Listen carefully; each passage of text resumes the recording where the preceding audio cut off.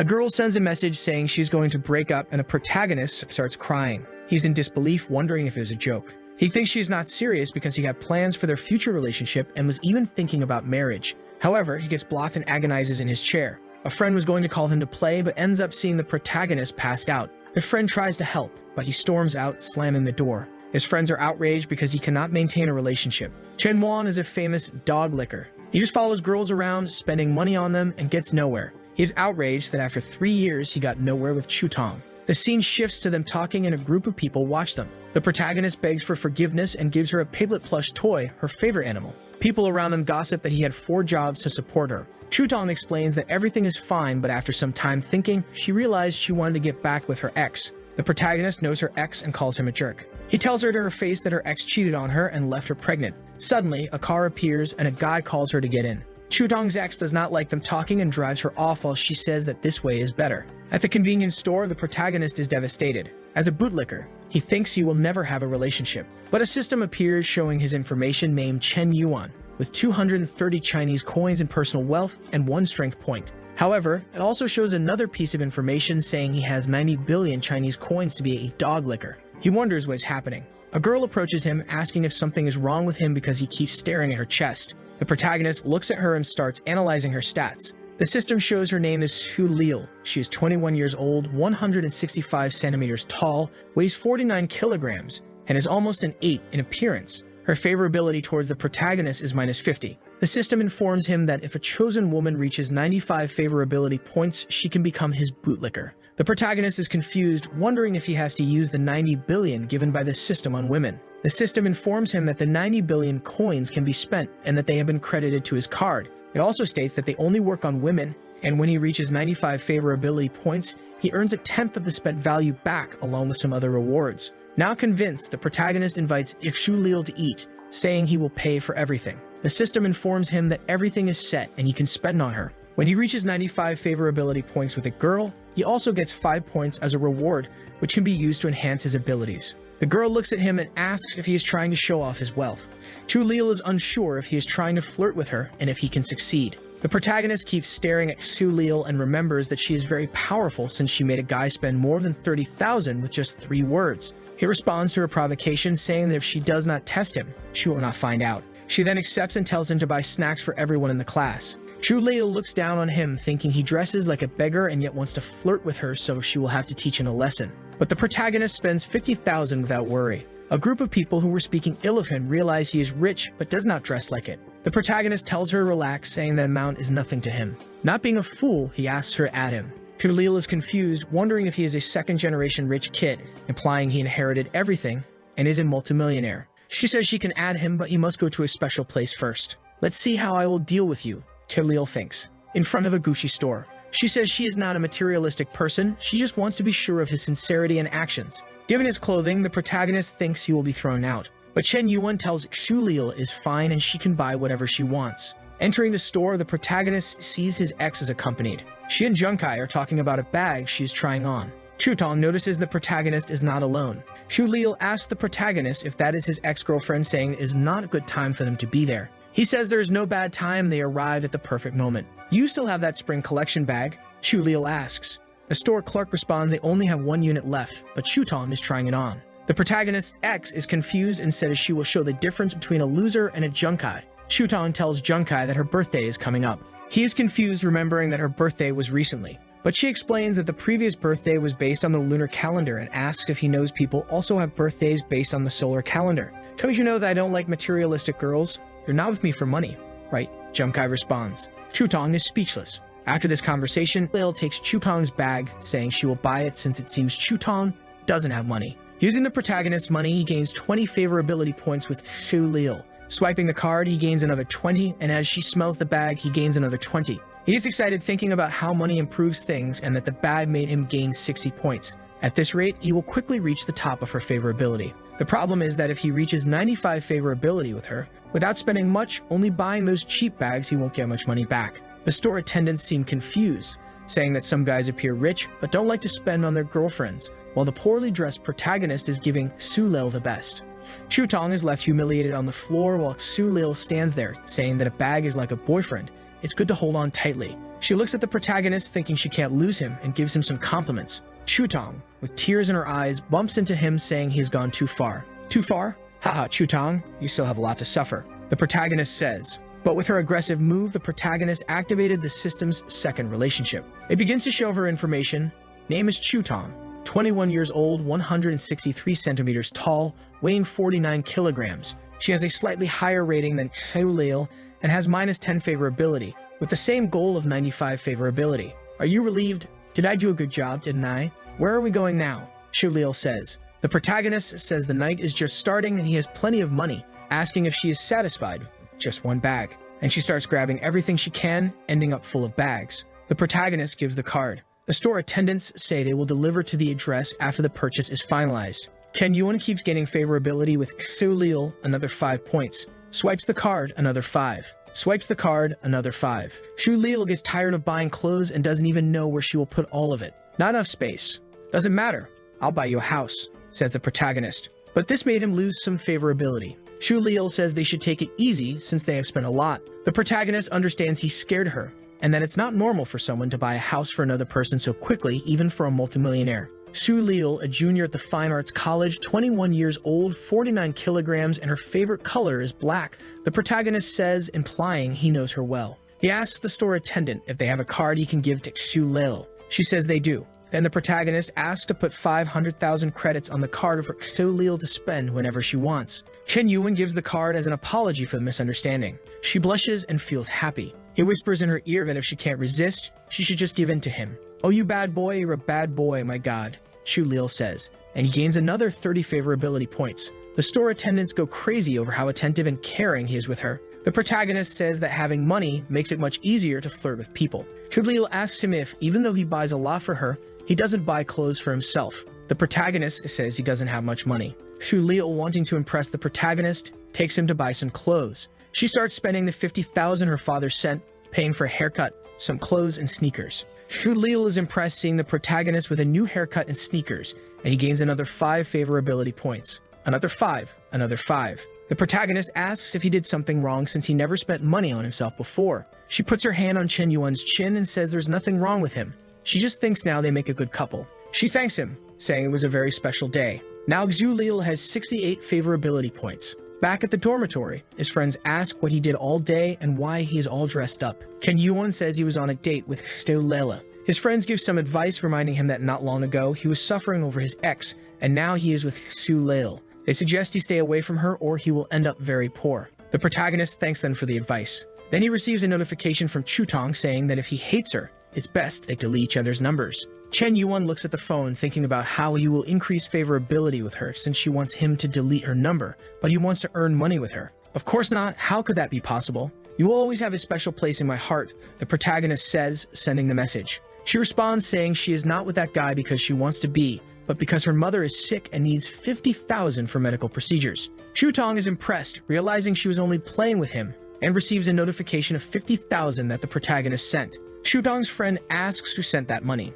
She responds that it was her ex who sent it. Wait, Chen Yuan, didn't you dump him today? That loser is this rich. Chutong starts wondering if she made a mistake by leaving him. And even after he sent 50,000 to Chutong, he only gained 5 favorability points. She asks Chen Yuan several questions, such as what he meant by sending the money, where he got all that money, why Xulil was with him, why he didn't buy a bag for her, and if he might be a second-generation rich kid. The protagonist silences her after she sends 15 messages in a row and wonders if there is a more fun way to spend money on women. He finds a girl doing a live stream, but there are only a few minutes left until she closes. She gets frustrated and asks if anyone's going to send gifts or she should end the live stream. The protagonist sees that he can send up to 1 million and thinks it's much better than buying bags. He starts a frenzy of sending multiple gifts. The girl thanks him for sending a rocket, but then 100 rockets appear on the girl's screen. The people in the live chat get angry, wondering who sent all the gifts. Ken Yuan realizes that someone with a lot of money gets a lot of attention and sends 900 more rockets, causing her phone to crash.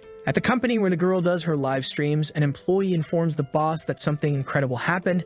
A guy spent 10 million on Xiaomi's live stream. The staff goes wild, unsure if the protagonist is laundering money through the site or if he is affiliated with the company. All the other girls doing live streams see the protagonist's nickname and are amazed that he spent 10 million on Xiaomi's live stream and try to send him messages in his DM. Ken Yuan just watches the messages come in. The girl who received the gifts wonders if it's all real, But then a guy with a sign comes over saying he needs to get the protagonist's contact information and will get a raise for it. The girl sends him a message thanking him for the gifts. She asks if he is still in the live chat since she is about to close. But Chen Yuan had gone to sleep after spending money all day. The next morning, his friends are looking at news online about a guy who spent 10 million on a girl's live stream. And the guys are discussing what they would do if they had that kind of money. The protagonist realizes he spent all that money and didn't create any kind of relationship with her. So he opens TikTok and sees a bunch of girls sending him messages. One girl says she is 28 years old and divorced, asking if he wants to meet her. She is frustrated since the protagonist doesn't respond to her messages, inviting him to her studio and saying she's waiting for him. He isn't very excited about these messages since he doesn't gain any favorability. His friends are still discussing the amount of money and getting ready to go out. The protagonist asks his friends where they are going without him, and they respond that they are going to see the goddess Zhao Yuki and are going early because they want to see her up close. His friends ask if he had forgotten because normally he runs ahead just to be there from the moment she arrives until she leaves. A system shows her information. Name is Zhao Yuki. She is the beauty of Hunan campus, the vice president of the student council, and the dream of all the students. She is level 10 in piano, an athlete, a professional in ballet and fencing. Her incredible talents make it extremely difficult for any guy to get close to her, an unattainable woman for all the boys in college. In the last 3 years, no one has been able to get close to her. The protagonist feels challenged since she is the most difficult girl, meaning he will have to spend more money. Shutong is nearby talking to her friend saying that Chen Yuan only learned how to dress up after they broke up and says she is afraid he and Junkai will fight because of her. Her favorability is only going up. Gains another 10, gains another 10. The protagonist is annoyed, saying that favorability is only going up because he dressed up, but it's all nonsense. His real focus is Zhao Yuki. One of the guys nearby is talking about wanting to see how his boss will win over the goddess Zhao Yuki, and he says she will fall in love with him. He approaches her, asking for her contact information when another guy comes up asking what he is doing. He doesn't care about what that guy is saying and continues talking to her, insisting that she adds him, saying he wants to get to know her better and be friends with her. The angry guy demands to know if it is looking for trouble and what he plans to do with Yuki.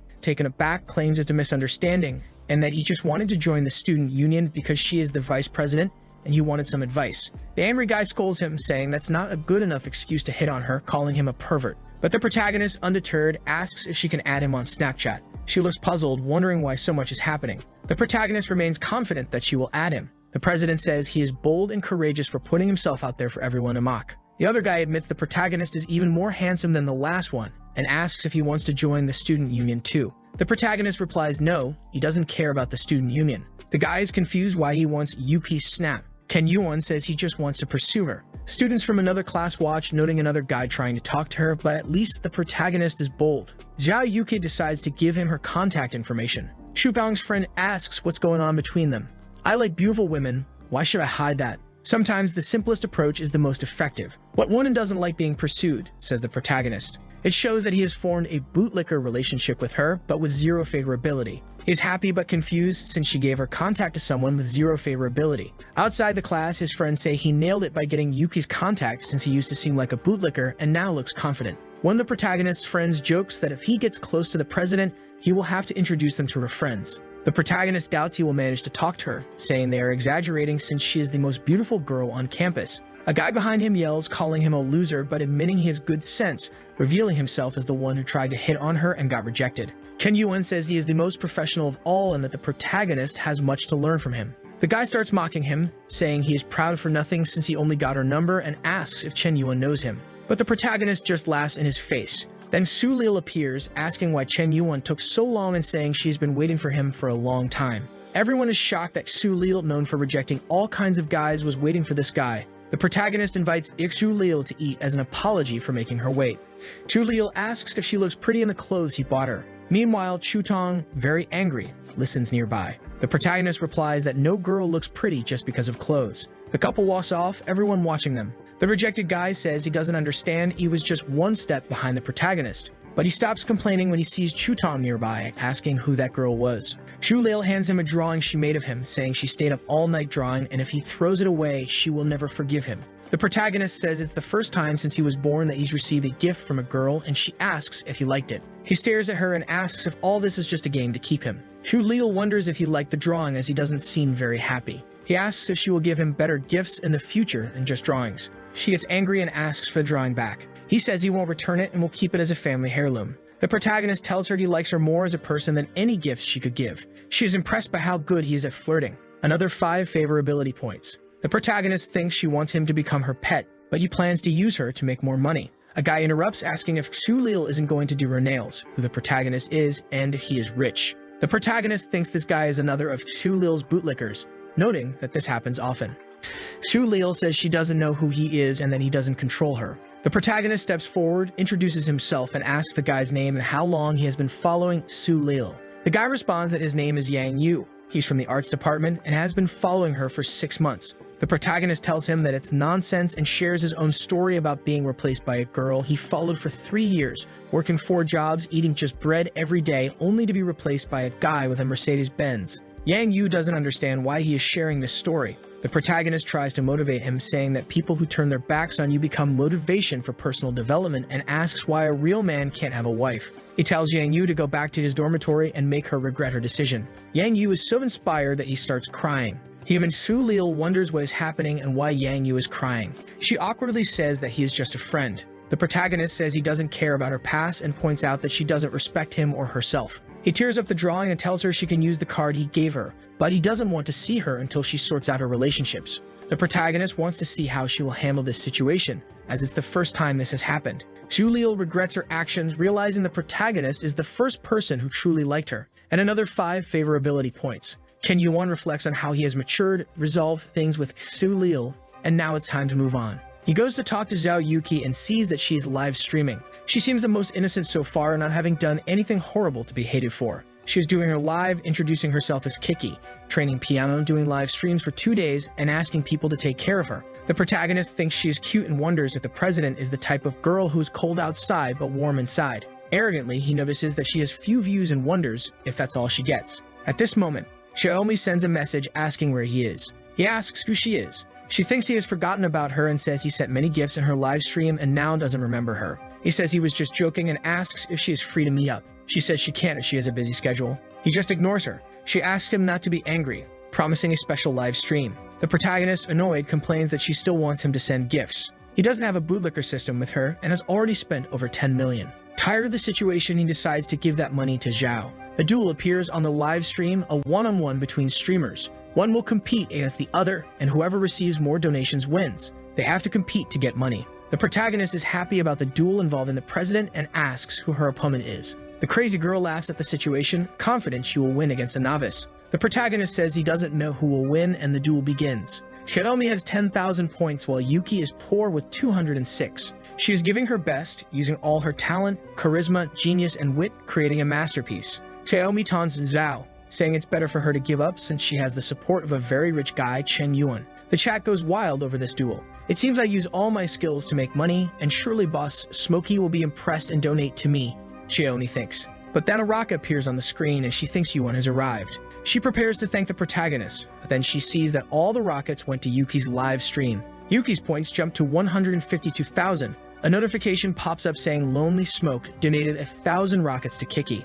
The president is in shock and Xiaomi is outraged that the rockets weren't for her. A guy with the sign appears, demanding an explanation for why she didn't receive the rockets. Shaking, Xiaomi apologizes to the audience, saying she has to do something and ends the live. The protagonist comments that she can't handle it when he sends gifts to others and wanted to see her reaction. He hopes the president won't disappoint considering the significant amount he spent. The people at the company go crazy thinking the ghost has done it again, imagining that the protagonist must be the son of some prince to pull off such a stunt. My god, the smoke donated another 10 million to a girl who plays the piano. Does he like music? Xiaolei, get my triangle now, says a streamer. Kiki and her friend talk, with her friend suggesting that the president might become an internet celebrity, impressed by the idea. Yuki responds that pleasing men online doesn't seem like a long-term solution. She emphasizes that the most important thing for a woman is to have a financially and personally independent career. Kiki's friend asks if she knows the guy, but she has no idea who it was. Kiki tells her friend she wants to send a thank you message for the gifts. Her friend is indignant, reminding her that she said she didn't want to get involved with anyone.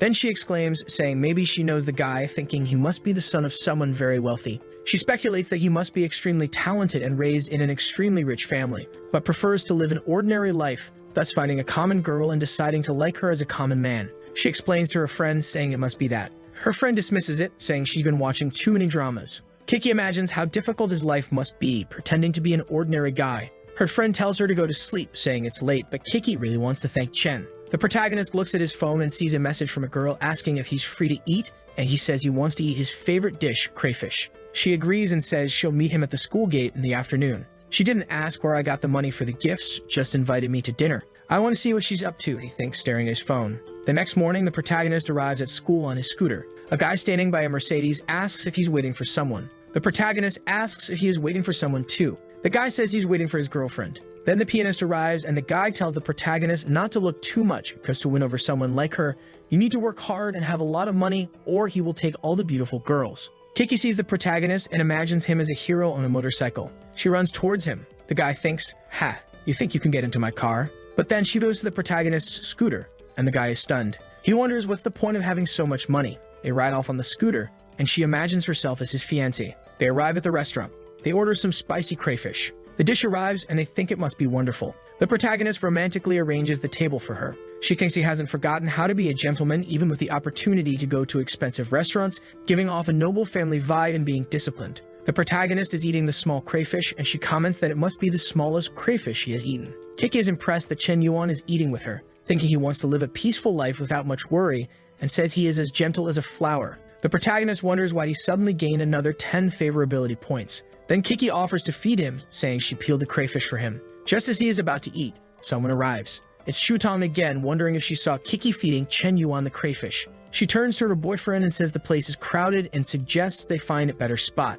But the guy asks if the restaurant is crowded or full of familiar faces, saying he doesn't mind eating in a crowded place. Shutong's boyfriend walks up to the protagonist's table and throws $500 at him, saying it's for him to get up so they can sit there. What the hell does he think? Does he think this is cool? The protagonist wonders. The guy throws more money, telling him to leave quickly and asking if he wants more. Kiki, holding her bag in anger, looks furious. The protagonist sees Kiki is upset, thinking it's because of the guy. She is stressed, wondering where this guy came from to ruin their perfect date. The guy pulls out more Monopoly money, saying he has much more to make him leave. A staff member offers to take the money and find them a table. This only angers Chudong's boyfriend more, saying he wants to eat at that table. Then someone hits him with a handbag. A previously unknown woman pretends it was an accident. Angry, Chen is confused about what's happening. The blonde guy seems to know the woman and calls her by name, Chakum. He asks what she's doing there. She angrily says that if she wasn't there, she wouldn't have caught him cheating, already cursing him. The guy says she's misunderstanding and that he can't cheat on her since she's everything to him.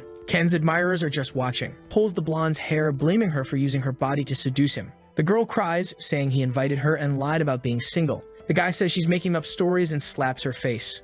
She collapses on the floor, devastated. He moves to slap her head, but his hand is stopped. Hitting a woman, huh? You really enjoy embarrassing yourself, don't you? The protagonist says, and Lonely Smoke gains another 20 favorability points. Kutong says the protagonist really loves her. The protagonist keeps gaining favorability, another 20 favorability points with Chutong. The second target of the bootlicker system reached over 95 points. The system congratulates Chen Yuan, saying he successfully reversed the bootlicker situation. It shows that Chen Yuan spent 50,000 on the second target and informs him that he will receive 5,000 in return. Chutong has been converted into the protagonist's bootlicker and he gains 20 strength points. Chen Yuan allocates 10 points to strength and 10 points to fitness. He flexes his arm and the blonde guy demands that Chen let go of his arm and grabs a bottle, threatening to kill him. Chen stares and says the guy is annoying, then punches the bottle and the guy, sending him flying. The guy falls to the ground looking defeated and Chen says that depending on a woman is not shameful, but hitting a woman while doing so makes one despicable.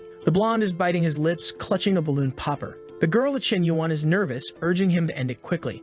Shutong's boyfriend charges at the protagonist, but thanks to his new points, Chen dodges quickly, causing the blonde guy to hit his elbow and collapse to the ground. Everyone eating in the food court is nervous. The blonde guy is on the ground, foaming at the mouth. Chen walks away with his hand in his pocket, the young girl beside him. Shutong, now a bootlicker, watches and clings to Chen's leg, begging for forgiveness and a second chance. Cold and calculating, Chen reminds her of the guy who ran over 10 kilometers with her on his back at 3 a.m. to take her to the hospital, the one who saved money for half a year to buy her a phone, only for her to ignore it because it wasn't the latest model, and the one who, despite knowing all her unnecessary vanity, always thought of her as a good person. He tells her that all those guys are dead. Outside, talking with the president, he apologizes for everything that happened. She says calling her president is too formal, and that he can call her Kiki. She says it didn't bother her, and that she saw a different side of someone. She thinks Chen Yuan is more intriguing the more she gets to know him, imagining that he will bring countless surprises to her. Arriving home, Shutong is crying, soaked from the rain.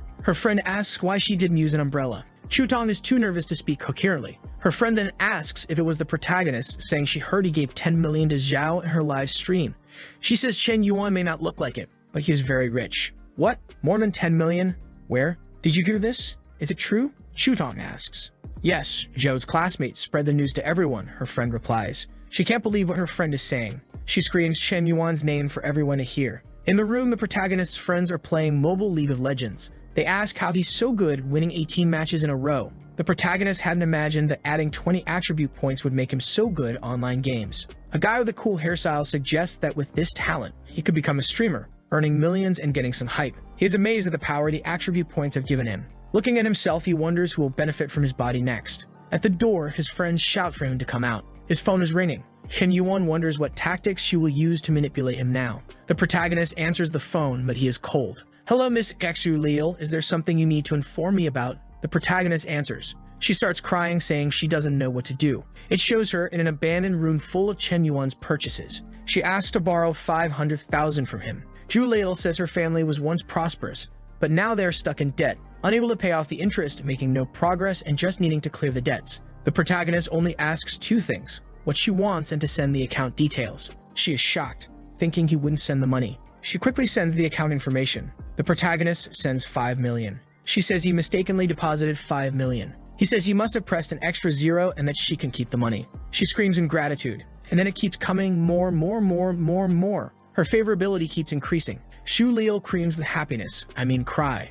Zhu Leal thanks the protagonist and promises to pay him back when she can. Her favorability continues to rise, now reaching 94. The protagonist sees her favorability at 94 points, complains about not being able to win her over quickly, and considers confessing, but quickly dismisses the thought as those who reveal their true feelings lose. The next day, the protagonist is hanging out with his friends when someone calls his name from behind. When he turns around, it's Chutong, holding some pastries and asking if he wants to eat them in the classroom. The protagonist's friend is shocked, wondering why she's bringing breakfast for Chen Yuan. But then Yuan hears someone else calling him and sees it's Leal, who also brought breakfast, saying he must be tired of eating cafeteria food. They face off in a bootlicker showdown. However, once again, someone else calls Chen Yuan. His friends are outraged that he has yet another girl. The protagonist wonders who it is this time. It's the president, who brought ramen for them to eat. The three girls glare at each other. The president is the second most beautiful girl on campus with a commanding aura. The protagonist receives the ramen and asks how she knew he liked ramen with meat. She says it was easy to guess, since they had a date.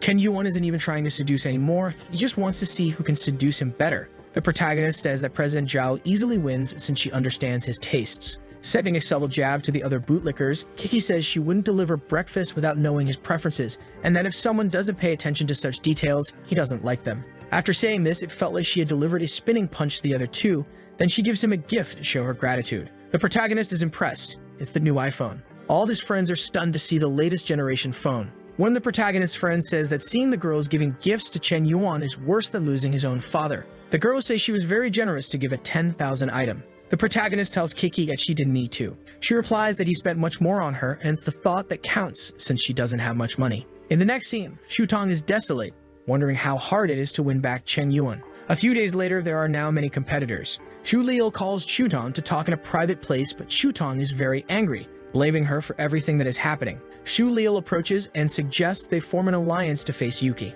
In the next chapter, the protagonist is there with his iPhone praising Yuki for the gift. She looks back thinking he said something, but Chen Yuan says it was nothing. The protagonist has 40 favorability points with the warrior. He thinks that if it weren't for those ridiculous 40 favorability points, she would have fallen for him by now. He is impressed with her actions, feeling like she's making him a different person. He is far from completing the favorability points, but she acts as if he already has. His phone rings, and it's Xiaomi. The little streamer from TikTok sends him a message, saying that last time they couldn't meet, but she was joking, and they can meet, though she fears meeting people from her live stream. The protagonist is confused, wondering if that is some kind of excuse. He says she should at least send some photos because he is not easy to win over. He receives a message from someone named Dragon King inviting him to join a legendary group of otakus who are trashy and donate money. Chen Yuan joins the group, now called Solitary Cigarette. Someone is surprised that the Dragon King invited the protagonist, saying he's the biggest donor they have ever seen. The protagonist sends a message introducing himself in the group and asks them to take care of him. Someone says he has the appearance of a rich person and must have some kind of talent.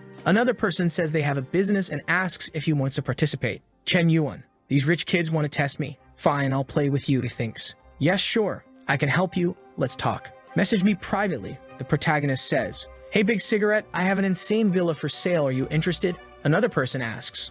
The protagonist asks where the villa is and the person sends the address. The protagonist says the villa is in the Enku district and a house there is worth $1 million. He plans to buy an apartment and will go check it out in the coming days. Inside the mansion, a bald guy asks if the protagonist is really considering buying it and if Chen Yuan really has money since he thinks he doesn't exist. The protagonist receives the address and wonders how much favorability he would gain if he gives this villa to her. The next day, arriving at the villa with the president by his side, she asks why he brought her to the villa so suddenly. "Hey, you must be Brother Loose Cigarette, right?" says the guard with the illustrated head. The protagonist recognizes the face and gives him a hug. The guy thinks Chen doesn't look very wealthy, but having the president with him gives him some credibility. He wonders if Chen is from a secret rich family and thinks this will be a tough negotiation. He introduces himself as Hong Yuan Chiao and says he has some small businesses but needs to sell the villa due to financial problems. The bald man invites them in. The host describes the house, saying it has over 500 square meters, the land is over 2,000 square meters, the decoration was done by designers, and the furniture is exclusive and made in Italy. He tells them to enjoy the view of the river and the city and says if he didn't have money, he would want to be buried there. Keiki realizes he is serious about buying the place, even though it's expensive. Chen Yuan takes a quick look, saying he thought the house would be more beautiful, and asks how much it costs to live there. The bald man says he needs the money and mentions that many people are interested in the house, making it hard to negotiate. He says he wanted to sell it for about 50 million, but asks if 60 million is a fair price. Chen Yuan lets out a The man wonders if the price is too high for him, and thinks it's hard to fool the son of a noble. The protagonist says he didn't expect it to be so cheap. Everyone in the room is impressed by the protagonist's response. The bald man thinks he should have asked for more, like 70 or 80 million. The protagonist asks Keiki if they should buy the house. Keiki is surprised but says she doesn't care if he buys it or not. He gets close to her and says he's buying this house for her. The bald man is shocked, never imagining he would buy the house for the president. Keiki stands there like a statue, stunned, saying 60 million is too much. She imagines Chen Yuan locking her in the basement, tying her up. She apologizes, saying she can't accept such a gift. The protagonist takes her hand, asking her to listen to him. He explains that there's a restriction on the number of properties he can own, and he has several houses. He was thinking of transferring this one to her name. That way, she will have her own house. She imagines doing crazy things with him. The protagonist whispers, asking if she thinks relationships are important, saying everything he has is also hers. Getting another 10 favorability points, another 10, another 10, he reaches 90, just 5 more to go. The protagonist thinks he deserves an Oscar, saying his acting skills are improving. The blonde girl nudges the bald man, asking when this will happen to them. The Mosquito Airport guy says he doesn't have money for such gifts. Meanwhile, Chen Yuan swipes his card. He says he will transfer the money, and after the paperwork is complete, he'll settle the rest. The man tells the protagonist not to worry and that everything will be sorted out in the coming days. The protagonist's plan is going as expected. The president's favorability reaches 90. Chen Yuan thinks that once he completes the favorability, the 70 million he invested will return as more than 700,000. She looks at the protagonist and thinks, considering everything that happened, he's about to say something that will embarrass her. She imagines their perfect wedding, wondering if it will be in Milan or the Maldives. She wonders what the ring will look like, already thinking about the baby's name, and worries if he will forget her when he gets old. But before imagining more, they arrive at their destination. She steps out of the car and asks if Chen Yuan isn't coming out. He says no. A friend invited him to play a game of LOL and waves goodbye. She waves back sadly. She feels indignant, expecting more than just a goodbye. Chen Yuan arrives at the internet cafe greeting his friends. They complain he took too long, saying they started a match without him. His friends hurry him to register and play with them as they are losing. The protagonist notices Xu Liu is there and is impressed. She explains that her father owns several internet cafes and this one was recently opened. She is there to attract more customers. She thanks him, saying her family's debts are finally paid off. Xu Liu tells him to stay where he is because she will get him a drink and a card with unlimited credit to play at the internet cafe. Chen Yuan says it's unnecessary, but something explodes behind him. Two guys appear, one looks like a movie character. He asks Xu Liu if she is Lao Shu's daughter and when her father will pay the debt. Xu Liu, looking disheveled, says her father paid the 5 million debt and asks what they want. The guy says 5 million was just the beginning, and there are still 15 million in interest. She says it's a scam and threatens to call the police. The guy grabs Xu Liu by the wrist, telling her to be quiet and that if she doesn't want to pay the 15 million, they will take her. He says that after 1 or 2 years, she would pay off the debt working at his nightclub. The protagonist pulls her arm away, telling the guy to stop if he wants to leave alive. Xu Liu goes crazy. The thug says the protagonist doesn't know what he's getting into and orders his men to kill him. Then chaos ensues with some guys wielding cake cutters and others using their bare hands. The protagonist lands a sneaker kick on the thug's chin. His friends are impressed, saying it looks like a cyclone kick. The The scene changes to the thugs running away to avoid getting beaten. The casino representative says if they see them on the street, there will be no more talking. With 95 favorability, Chazulil throws herself into the protagonist's arms. The system congratulates him for getting another person to 95 favorability points and informs him that he spent 5.3 million,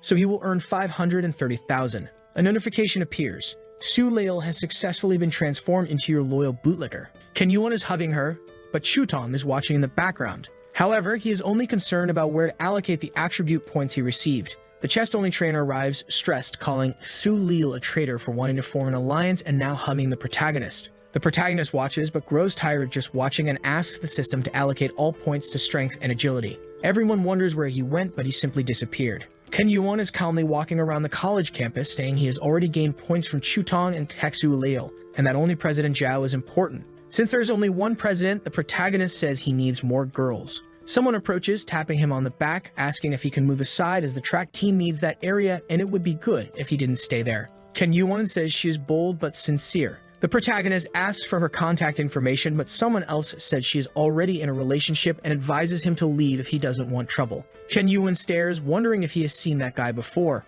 He has a flashback and remembers that this thug was beating him up and tells him to look at himself before criticizing others, and asks why he was chasing after Xiaoyu. Remembering everything, he says it's easy to find old enemies. The protagonist activates the system on the guy's girlfriend. The system shows her information, stating her name is He Jiang. She is 19 years old, 1.69 meters tall, weighs 50 kilograms, and has an appearance rating of 8.2. Her current favorability is -5. Considering the difficulty, the system will grant more attribute enhancement points. Ken Yuan celebrates, saying he can get 22 points. The jealous guy is in line for the race. People wonder who that guy is in the last lane, saying they have never seen him run. The race starts and the guy runs, saying it's too easy, and he must be racing ants. But he doesn't realize the protagonist is passing him at flash speed, leaving only smoke. Ken Yuan asks Liang to watch as the protagonist will win in the sport he trained for his whole life. The guy, almost exploding with rage, asks if Chen Yuan is underestimating him. He doesn't realize, but the protagonist glaps him entirely, wondering how this is possible.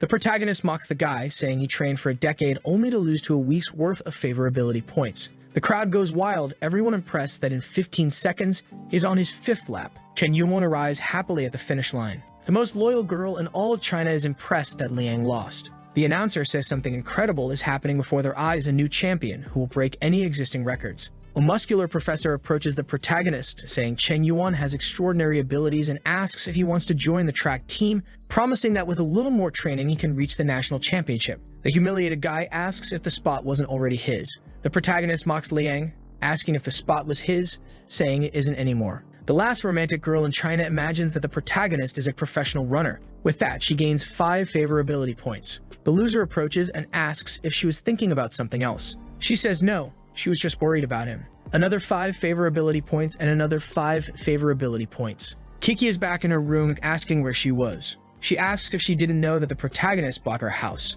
She is shocked by the news and asks if he really bought a house for her. She explains that she was busy visiting the house with him and that it costs 60 million in Anku. Her friend wonders how a president can be so lucky and yet so naive. She picks up her phone and sees something happening on the forums, calling Kiki to see it too. The rumor says that Chen Yuan from Rui University is a human trash, involved in multiple relationships simultaneously, and the two of them look at each other. Ken Yuan wonders if he really was trash, saying he was just spending money, and that it's all slander. 3 cheese puff eaters are celebrating that they are going to ruin the protagonist's reputation. A guy appears behind them, asking what they were doing. The 3 are startled and say that the protagonist has been too arrogant, and they are trying to teach him a lesson. The race loser also sees the news about the protagonist and wonders if he isn't the guy from the race. Now that he has the protagonist's name, he remembers beating him up when they were younger. He says they went to the same high school, saying the protagonist was crazy since childhood and has a lot of information about him. The loser says he used to cling to and annoy the girls. The 3 boys put him in a chair, asking more questions, wanting more details about the protagonist to post and ruin his reputation. Liang says that after winning that race, the protagonist thinks he will get away with it, but he will change how people think about him, saying even the coach won't want to help him, calling him the trash of the university. The news says he is the biggest trash there and that he is involved in relationships with multiple women, always objectifying them, and warns to be careful with him. One guy adds that the girls he got involved with didn't do so voluntarily. They say he bothered the girls so much that even their grade averages dropped. Everyone seeing this says they never imagined that about him. The girls are in shock. In the president's office, he takes the guy's phone and says the protagonist can't stay at the university, but he will personally investigate Chen Yuan and have him expelled. In the next chapter, someone says that Chen Yuan is a very special person, imagining that the protagonist can't see a girl suffering without wanting to spend all of his money to help. Kicking the Joker, "Hey you trash, I hate men who hit women." Whenever night falls, he transforms into a black knight. With strong punches, he ends all evil. A mysterious and powerful man protecting the city of desire and sin, and the one who said this was none other than President Kiki. She says that to her, the protagonist is a hero. The guys ask if calling him a hero isn't an exaggeration and ask where she got that from. Kitty says it's her intuition. The guys wonder if they can trust her testimony. The guy helping the president says she is the vice president of the student council, a bit quirky, but trustworthy. The president frowns, saying he doesn't want to know and asks them to question other people. The president says no one better than him can be in that place. Now they go to talk to Chutong. "Hello girl, we have some questions about a classmate of yours. His name is Chen Yuan, please come with us," said the interviewer. Chutong says he is too good, but she wasn't enough for him.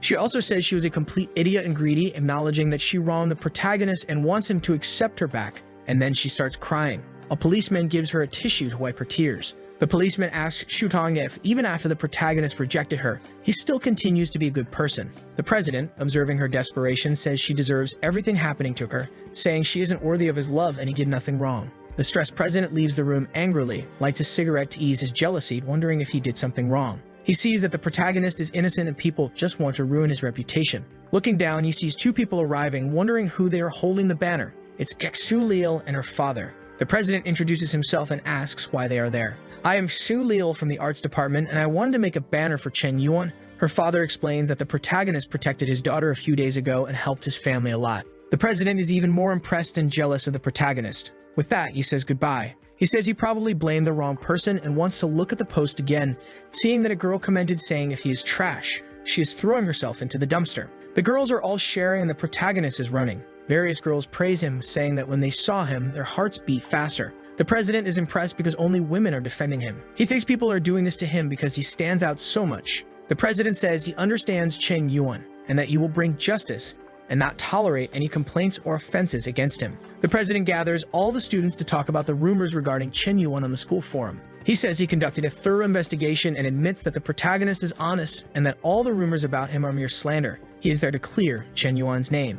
The president gives a notice that the protagonist is willing to help everyone, mentioning that Chen Yuan has protected many people and doesn't like to take credit, hence keeping it a secret. He heaps praises on Chen Yuan and, almost crying, presents him with an award for people who positively contribute to society, advising all students to learn from their classmate. The protagonist wonders what is happening, saying he doesn't understand anything and why he is receiving this certificate if it was for protecting someone. Liang wonders what is going on, cursing the president since the protagonist's reputation was supposed to be destroyed, saying he should be in Chen Yuan's place. He notices his girlfriend is making some compliments about the protagonist, and the favorability rises. Another 10, another 10. The meeting ends and everyone is leaving. She asks if he's gone mad or isn't feeling well and why he is so jealous of the protagonist. She says she has genuine admiration for her classmate. Even after helping so many people, Chen Yuan doesn't care about fame or wealth. She brings up him winning the race against Liang and yet not wanting to join the track team, saying this act is a sign of incredible people. He grabs her wrist forcefully. She tells him to shut up and let go, saying he's hurting her.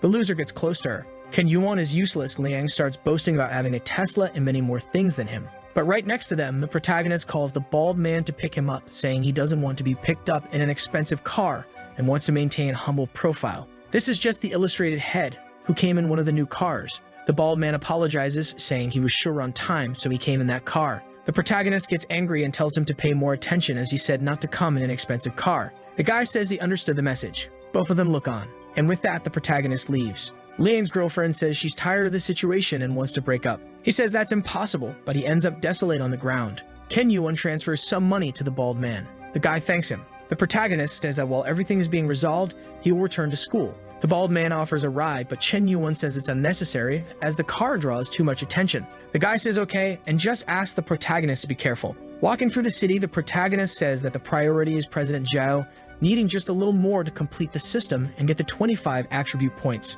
He says he has to buy something for her and wonders if the chubby guy has anything to sell again. Looking at the group chat, everyone comments that even with a bit of conversation, the protagonist bought the house. One guy says Chen Yuan has a lot of money available. The protagonist tells them to relax, saying he bought it just to help a friend. The guys are shocked when the protagonist shows up. Everyone in the group adores him. A guy with a car photo asks if he doesn't want to buy a luxury car, saying he knows some people who sell them. Then a guy calls him, saying that the Zhang family has a small business with imported cars, and it's a pleasure to meet the protagonist. The protagonist looks at the card and sees it says Zhang Group. Chen Yuan imagines that his family has a giant industry and that he must be a second-generation rich kid. He tells Zhang that managing such a big car business at his age is impressive. The guy says he thought the protagonist was older, considering he bought that house. They chat, and from a distance, two girls wonder who Chen Yuan is, thinking he must be the son of some wealthy family, given that manager Zhang received him, but they dismiss him, thinking they have no chance with him. The manager doesn't want to brag, but says he has the store with the largest collection of luxury cars in the city, saying the protagonist can ask for any car he wants. The protagonist thinks of the legendary car and says he wants a Bugatti Chiron. The guy thinks Chen Yuan must be joking as there are very few units. The protagonist says he doesn't have it, and Zhang feels embarrassed. Chen Yuan asks if they have a Lamborghini Veneno. Zhang responds that they do not. The protagonist asks if they have a Pagani Huayra.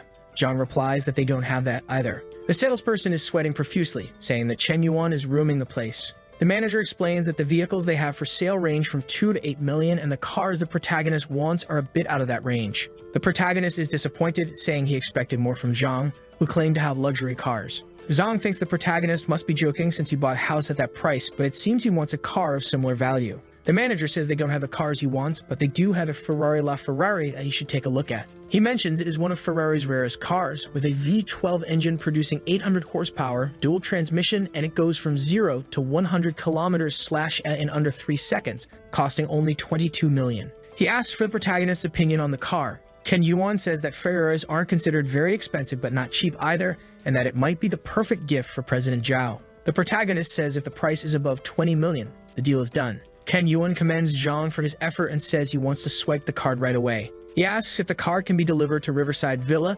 Community Number 1. The guy, sweating nervously, says he can arrange that. Chen Yuan receives a call from Liu Wenji, shouting in his ear. In the next chapter, one of the protagonist's friends says that on his birthday, his girlfriend Jiu Jia said she was getting her nails done with a friend, but he grew suspicious since she had been out for a long time. It started to rain and he knew she hadn't taken an umbrella, so in a chivalrous act he went to give her one. But what he saw at that moment would break anyone's heart. He saw her cheating on him in the rain. He tells the protagonist that his heart won't stop hurting since they had a 3-year relationship and he was already planning the wedding to meet her parents. Chen Yuan says it's okay, and that he has drunk 8 bottles, so it's better to take a break. But the heartbroken guy wants to know how to win her back. The protagonist says he needs to keep his head on straight, that the mistake was hers, not his, and loudly tells him he's becoming a bootlicker. The sad guy collapses to the floor, asking the protagonist if it isn't hard to accept, and that he can't accept that she betrayed him. The protagonist, now angry, says he needs to learn a lesson and grabs his phone. His friend asks who he's calling and what his plan is. Chen Yuan tells him to relax and trust him, that from now on, he will handle everything,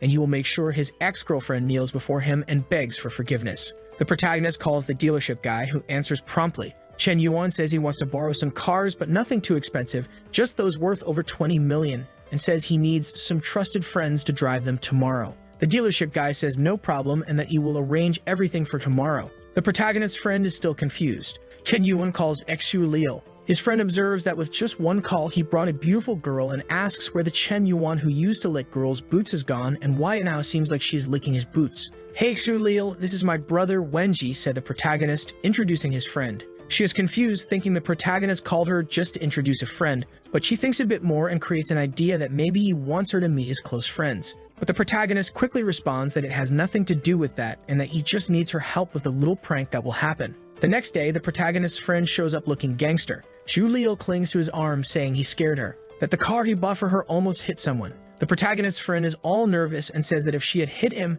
there would be no problem as they could just buy another, stammering a few times. Chen Yuan's friend's ex-girlfriend wonders how he transformed into that guy looking like a second-generation rich kid. She asks if Wenji came there just to show off. He says someone there was barking, stuttering nervously. The ex, pissed, asks what he's doing, asking if he doesn't know she knows his family. She admits her mistake but says he's being shameless, acting that way. In the car, another friend says that the woman understood everything. The brothers are about to step onto the stage, and the show is about to begin, said the protagonist. Several guys arrive in Ferraris. A guy with white hair steps out and asks Wenji if everything is okay and if he recognizes him. Approaching to talk to the new boyfriend of Wenji's cheating ex. Little girl, he said his name is Makai, right? His family owns a mine?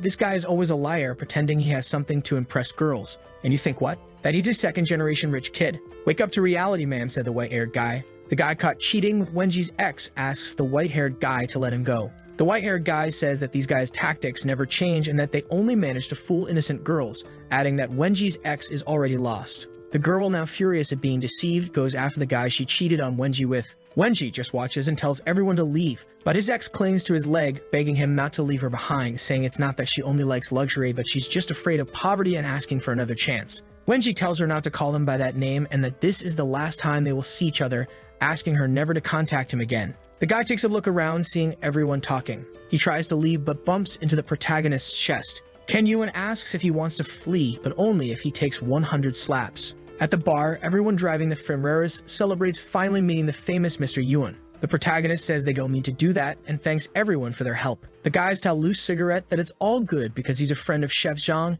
and he doesn't need to be formal with them. The white-haired guy asks if he isn't the guy from the streaming platform News and says he has a request. The protagonist asks what this favor is. The guys are staring at each other. The white-haired guy says he has a favorite streamer, but is out of money and asks if Chen Yuan can give a little help. The protagonist, thinking the guys are trying to see how much money the protagonist has. The dealership guy tells the protagonist not to worry, saying it was just a joke, and looks at the white-haired guy, saying if he wants to hit on a girl, he should handle it himself. Loose Cigarette slams his glass on the table. The guys imagine he didn't like the joke. The protagonist says the joke was too mild for him because it's just about sending gifts. He says he'll go to the bathroom, leaving his phone on the table for the guy to spend as much as he wants. The guy takes the phone, indignant that he's being allowed to use it freely, trusting a stranger to spend his money. Chen Yuan thanks him, knowing there's no money in the account to pay for all the drinks, but knows the guy can send gifts at will. The protagonist goes to relieve himself. The guy looks around, imagining a dragon against a chick, and mutters, good kid. Coming out of the bathroom, Chen Yuan sees everyone gathered,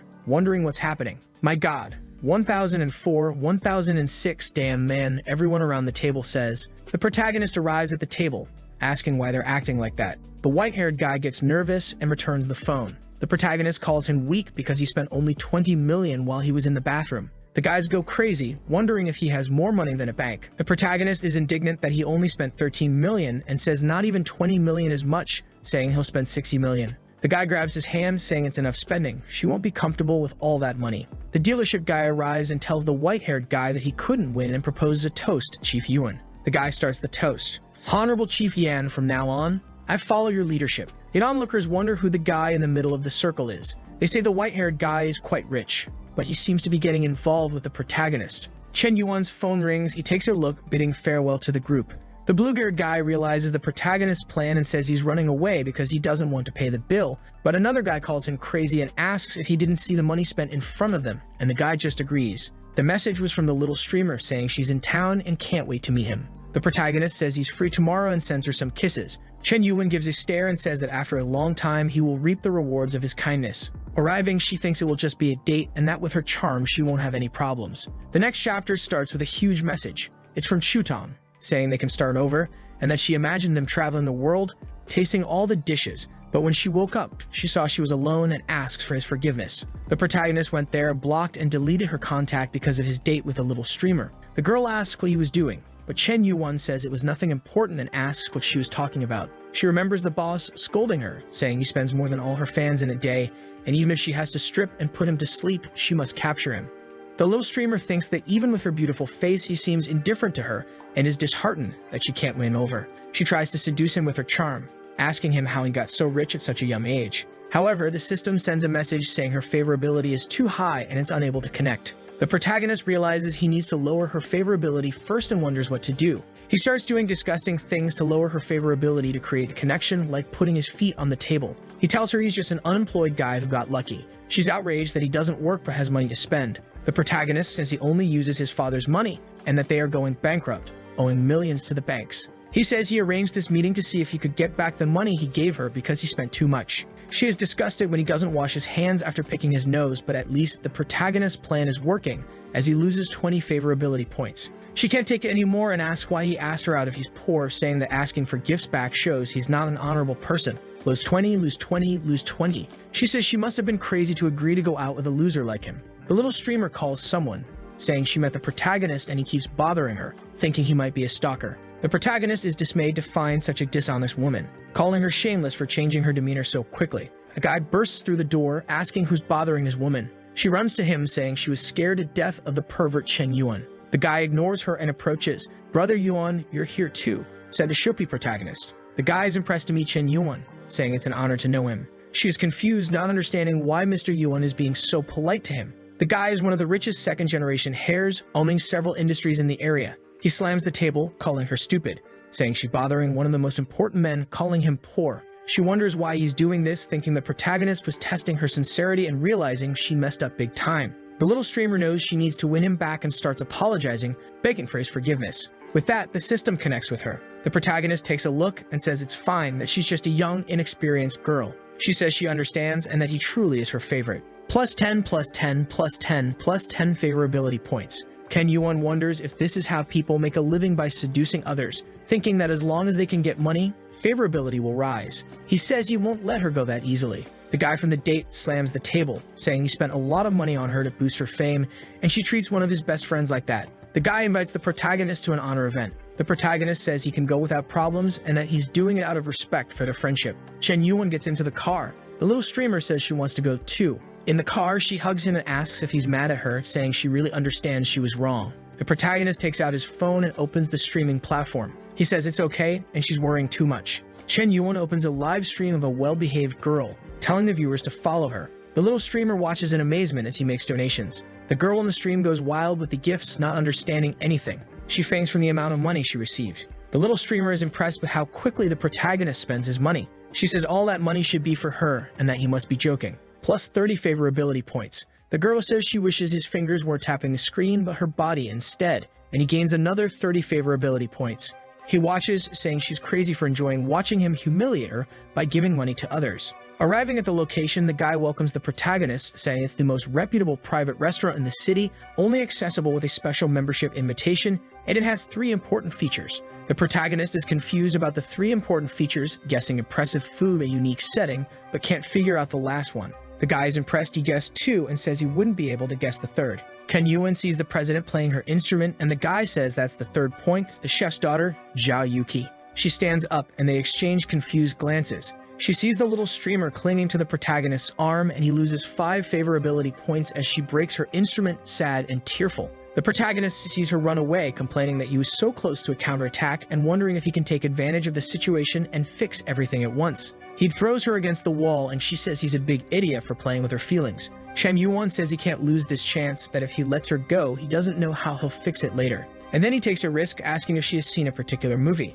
She asks what he's talking about, saying she's tired of him, and now he's asking about movies. But Chen Yuan lights a cigarette and says he's the son of a tycoon, asking if she knows he has an extraordinary background and must be wondering why he lives such a mundane life. He says that in his family there's a secret rule. When someone turns 18, they must spend 10 billion in a month to receive a fortune of 50 billion. The protagonist explains that his focus is to spend this money, saying he's invested in various projects, activities, donations, and environmental protections, and mentions that this girl was a streamer he donated to because he needed to spend the money. He says this situation was just a small misunderstanding, and that everything he told her is a secret that only she knows, asking her to understand. Chen Yuan says this is a secret he's been carrying for a long time and bids her farewell. Kiki says she's causing more and more trouble for him, and it's so hard to see how he will inherit this fortune. She sees Chen Yuan and hugs him. She says she's not ready to say goodbye to him, and that it was a mistake for her to think that way about him. Hugging him, she thinks he really cares about her because he revealed a family secret. With that, she gains 20 favorability points.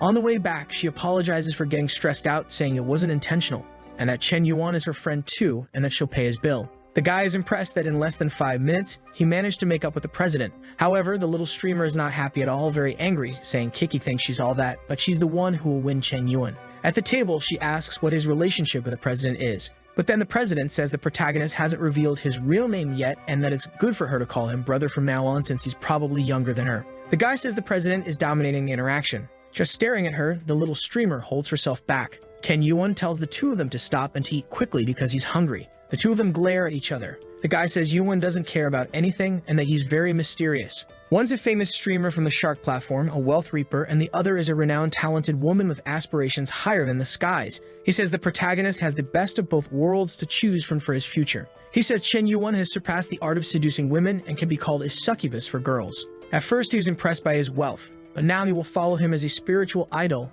until he kicks the bucket. At home, Chen Yuan says that restaurant was too expensive and thanks Kiki for paying as an apology. He says he'll check how the strategy is going and that Chutong and Hexu Liu are still his bootlickers, and sees that the president's favorability is at 91 and the little streamers at 92. The protagonist sees the high points and wonders if it's good to make an aggressive move. He notices someone behind the president and asks if it's Liang's girlfriend, seeing she has 76 favorability points. He remembers it was 25 when he raced and wonders if his charm has increased these days. Guys rush by saying there's a guy confessing to a girl, a guy wanting to love and be loved. The protagonist says it's getting rare to find genuine love these days. Downstairs, a crowd is watching with a heart made of candles, the cuckold playing guitar and declaring his love, saying he still loves her, that he was always wrong, didn't want to be ignorant to her, and promises never to be violent again. He asks her to think about the past and give him a chance. The most faithful girl in China is staring at him half confused. The protagonist arrives asking what's going on, but the cruelest woman strikes again. She slaps the bouquet of roses and runs away. Liang keeps saying she doesn't need to run since her true love is right there. She arrives and asks if his name is Chen Yuan, saying she finally found him and begs him to add her. The guys go crazy, wondering why she's going to another guy. Liang says she disappointed him. The protagonist talks to him about his frustrated expression and asks if the situation was incomprehensible. Liang asks if he doesn't want to close the coffin lid right away. Chen Yuan says he's always been envious of his good looks and athletic talent, and he always won the hearts of girls, but now that he's lost, he's panicking. He says the mind consumed by the desire for victory made him ignore his girlfriend's feelings. He's the one who pushed her away bit by bit, and now he's on the ground playing the victim. The guy admits he's right and that it's his fault. Several girls are watching, wondering what's going on. They say if he was aggressive, he doesn't deserve dignity, and if he treated her badly, there's nothing to resolve. The girl stares at the protagonist, saying he understands her. With that, her favorability reaches 91. Even though Chen Yuan did nothing, he didn't give money, just looked at the girl a few times, and she already loved him. The president's friend says she needs to find a way to talk to Kiki to warn her that she's not the only one talking to the protagonist.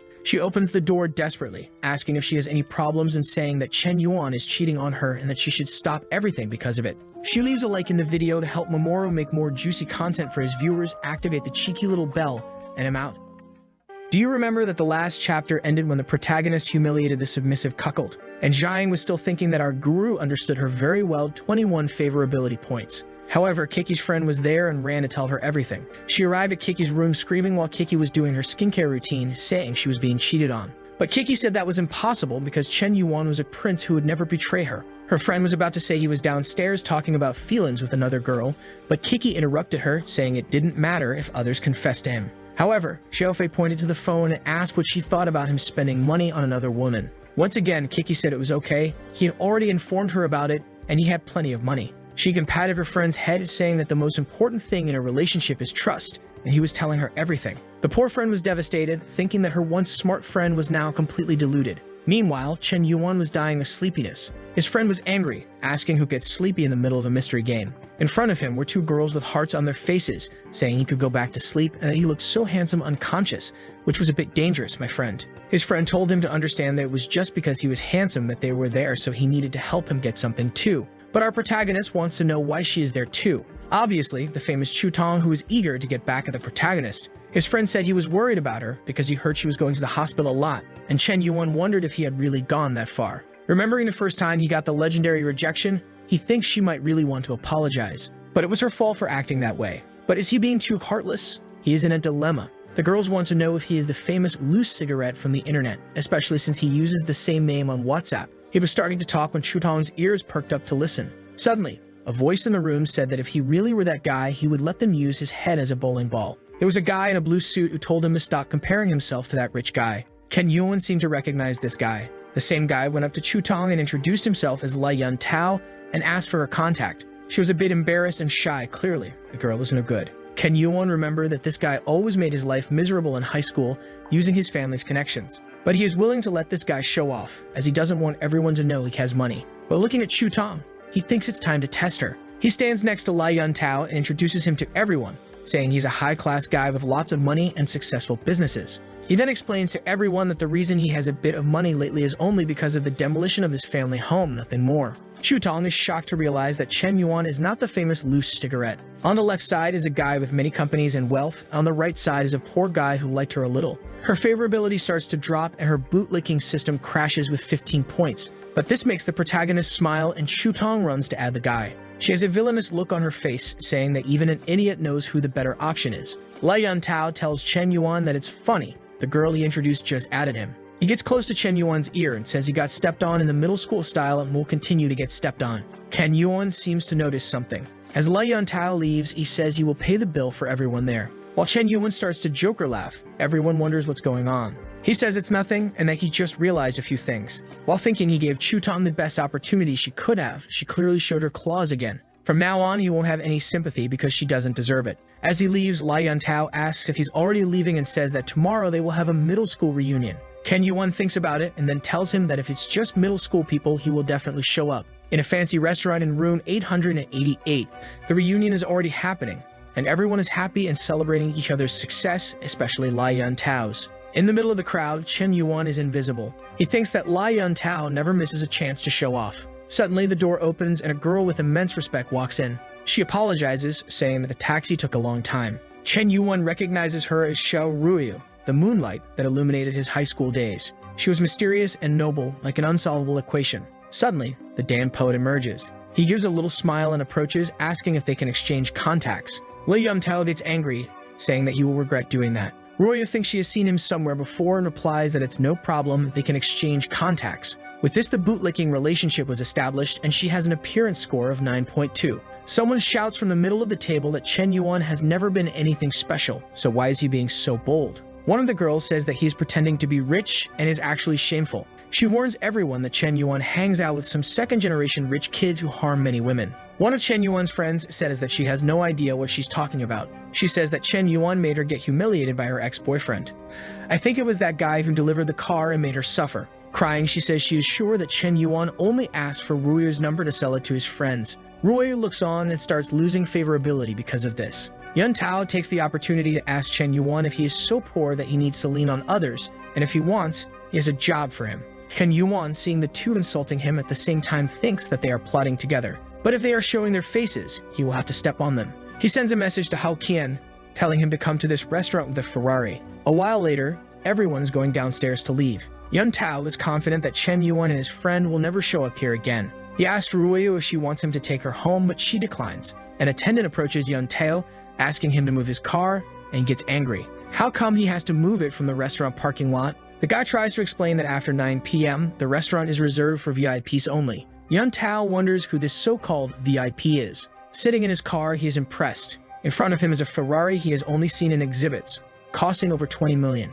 Suddenly, he sees Zhang Hoshin getting out of the car and recognizes him. He starts sweating and feels embarrassed because he has heard how important this guy is. But then Chen Yuan greets Hoshin, who smiles. He thanks Hoshin for bringing his car, and Hoshin says it's always good to help the boss. Yuntao is in disbelief, wondering, wait a minute, this car belongs to Chen Yuan? People start questioning if Chen Yuan is really that rich. And the girls say that the one girl had lied, claiming he needed others. Ruyu immediately realizes that this girl and Yuntao were trying to tarnish Chen Yuan's reputation.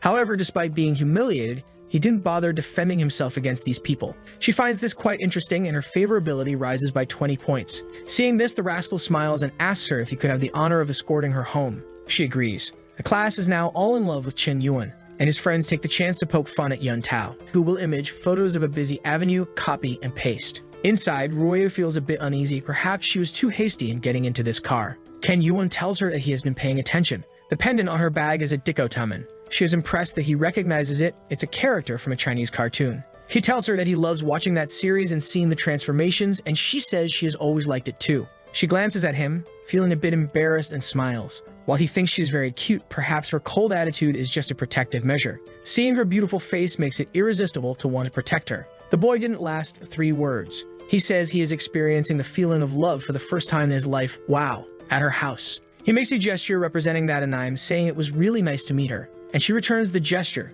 thanking him for bringing her home. They stand there like 2 idiots laughing. As he leaves, she says that he is interesting, different from the rich guys. He doesn't try to boss her around and just has fun. She then enters her house and is immediately scolded by her mother, who wants to know if she went on that blind date her mother set up. She must remember that her father's business is at a crucial moment, and they have no choice. However, Ruyu cries, saying she won't marry just to help the company. Her feelings are important. But her mother says it is her duty since everything she eats or wears is paid for by them. And if her father's company goes bankrupt, they will all be ruined. The boy from the Han family may not seem that interesting, but the situation is more important than feelings. Crying, she says she understands, and a tear falls on the little doll. Chen Yuan is just watching the group of millionaires. When the guy with the car mentions he has some crazy news, Chen Yuan gets curious. Then he finds out that Ruyu is going to marry a chubby guy with horrible hair just because of her family's bankruptcy. He starts wondering if he got involved in this whole mess. But remembering her, he questions whether she will really get married. Ever since high school, he couldn't take his eyes off her.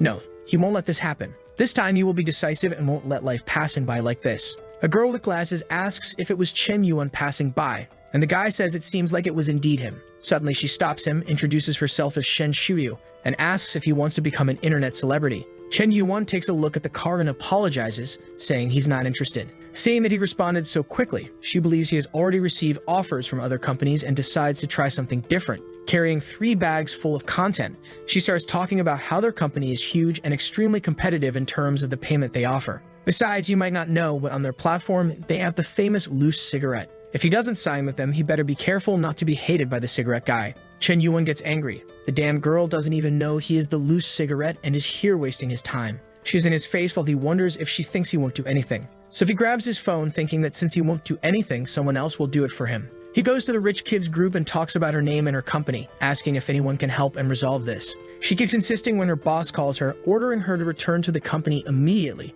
or she will be out of a job. Confused, she tells her boss she didn't do anything. Meanwhile, Chen Yuan is just angry with his hand group trying to steal Ruyu from him. In the car, the mother says they are just going to meet.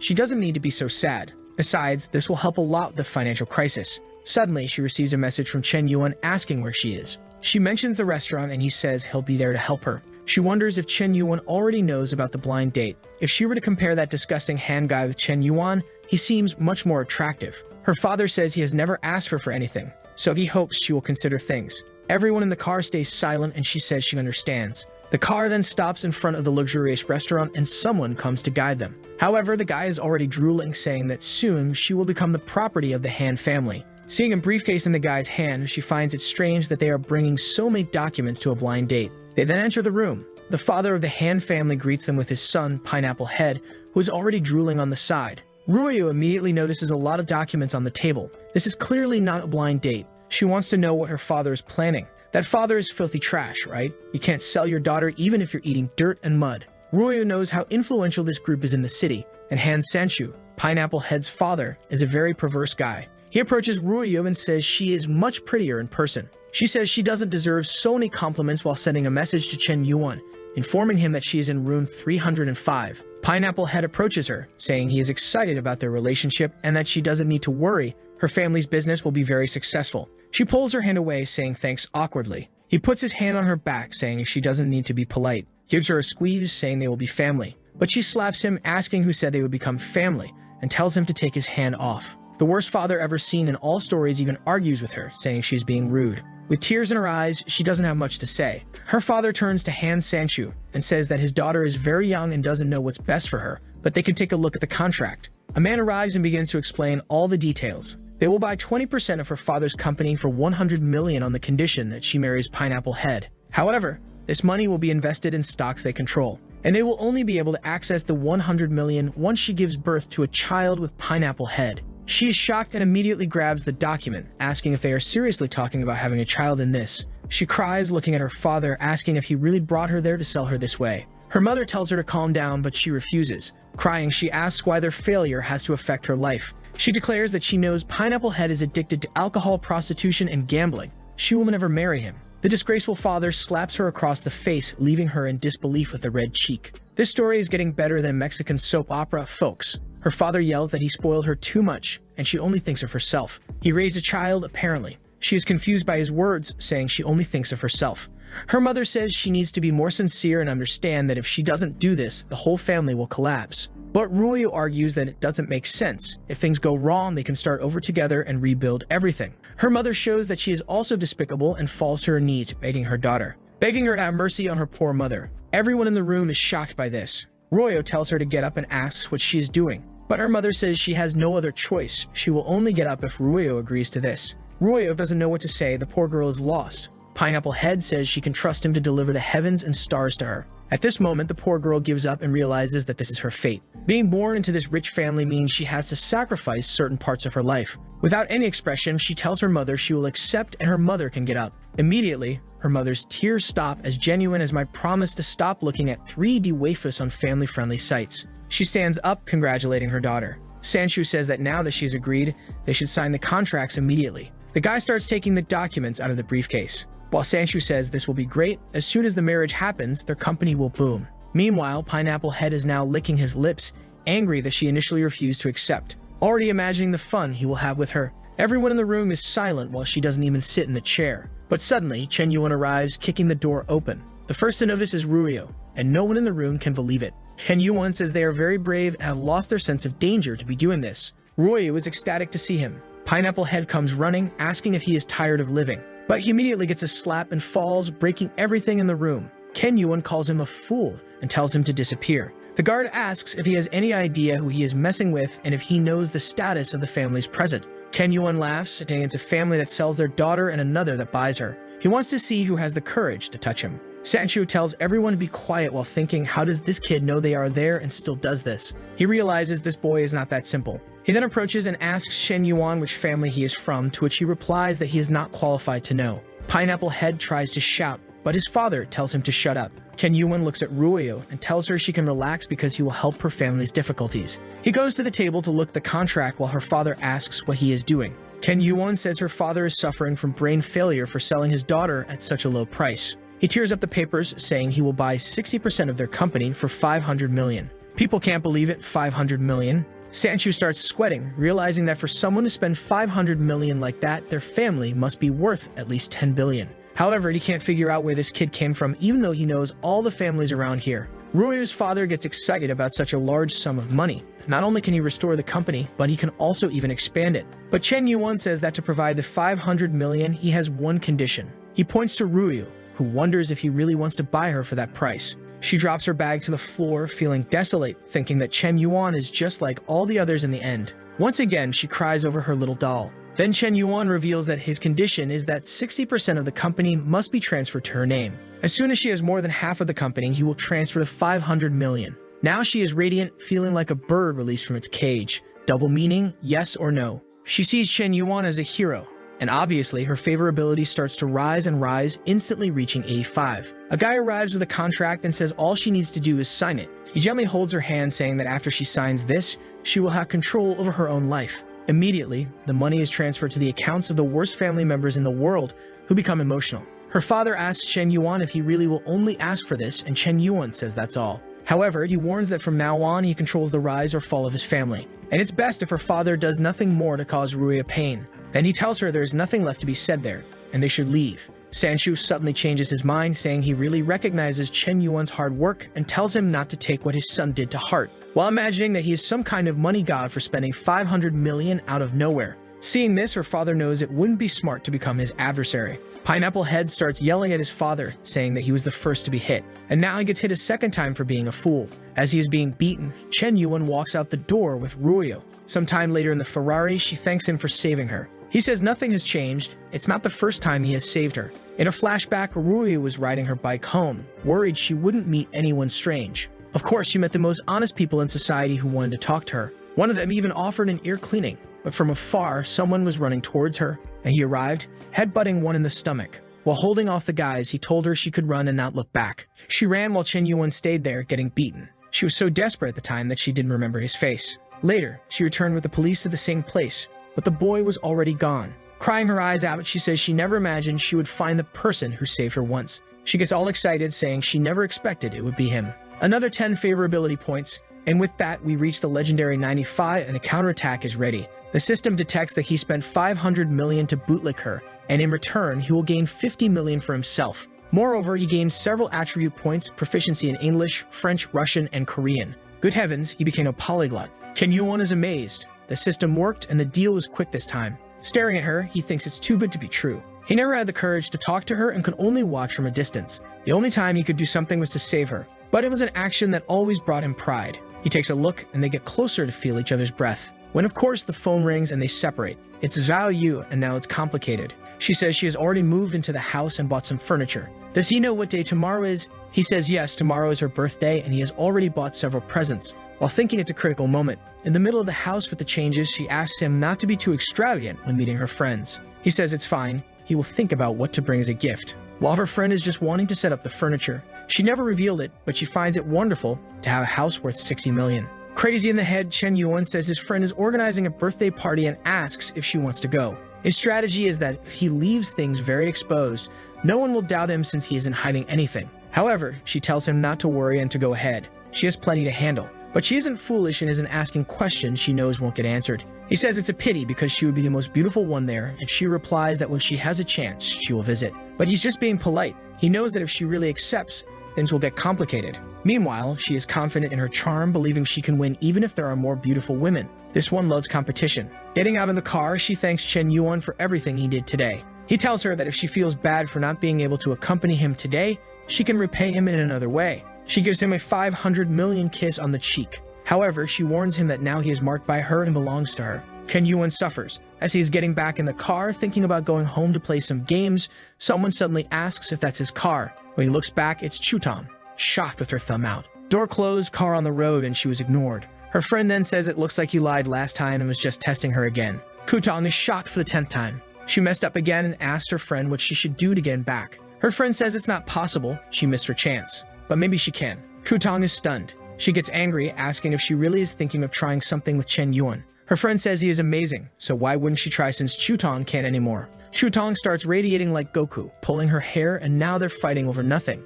Our boy just closed the door. They're fighting, getting uglier and uglier. Lying on the ground with everyone recording. A while later, she is desolate, having lost the man and her friend. Chen Yuan keeps improving and the distance between them keeps growing. This way, she has no more chance. Suddenly, someone tells her to stop crying. It's Shen Shui from Dreamland, asking if she's interested in becoming an internet celebrity, and that she knows a way to help her get Chen Yuan back. At home, Chen Yuan is just wondering what to give Kiki as a present. When he was about to leave his room, one of his friends mentioned that Chutong was starting a live stream. In the stream, she talks about everything that happened between her and the top spender on that platform. She told everyone how their relationship started a long time ago, but after everything they went through together, he didn't want her anymore. Chen Yuan is angry while his friend is curious if she really was with that rich guy. But our protagonist is already furious. She still wants to play the victim. But he thinks this plan doesn't suit her. There's definitely someone behind it. He then calls one of his friends and asks about who is sponsoring her live stream. Shortly after, he is informed it's Dreamland Shen Shui's company. Chen Yuan is outraged. The damn girl provoked him and now thinks he won't do anything.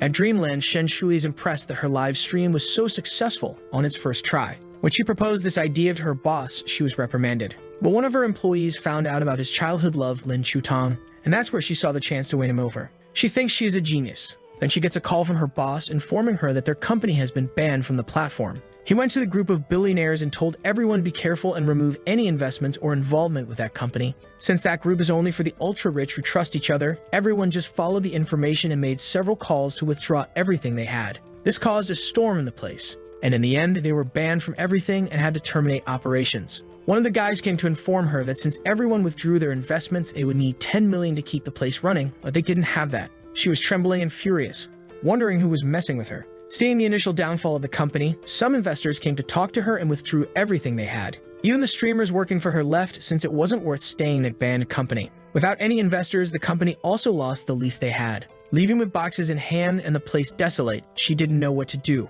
She was sure that to have so much power, it could only be Mr. Wang, and why did he do that? Even Chutong was banned from the platforms, all obviously because of the bald contacts he had. And now was time to buy something for Kiki, when suddenly Shen Shui smacked her face against the glass, giving him a scare. With tears in her eyes, she said she was foolish and begged for forgiveness. And with that, the counterattack began with zero favorability. However, he thought he wasn't interested in an older woman even though she always came back from the market with 2 giant bags. He lowered the window and in full Giga Chad mode, told her it would be best if she didn't bother him anymore. Strangely, she collapsed to the ground, drooling and wondering why she hadn't realized he was so handsome, especially when he spoke so coldly to her. Her favorability increased and he sped up the Ferrari on the road. At Kiki's mansion, her friends were all impressed with the new house. Suddenly, one of them questioned. A girl with green hair asked if that place was really her house. As far as she had heard, the owner of the place was an old man. Kiki's friend told them to shut up, saying it was ridiculous to think she would be with an old man. However, the girl's boyfriend said it was true, and the owner of the house even had a 12-year-old daughter.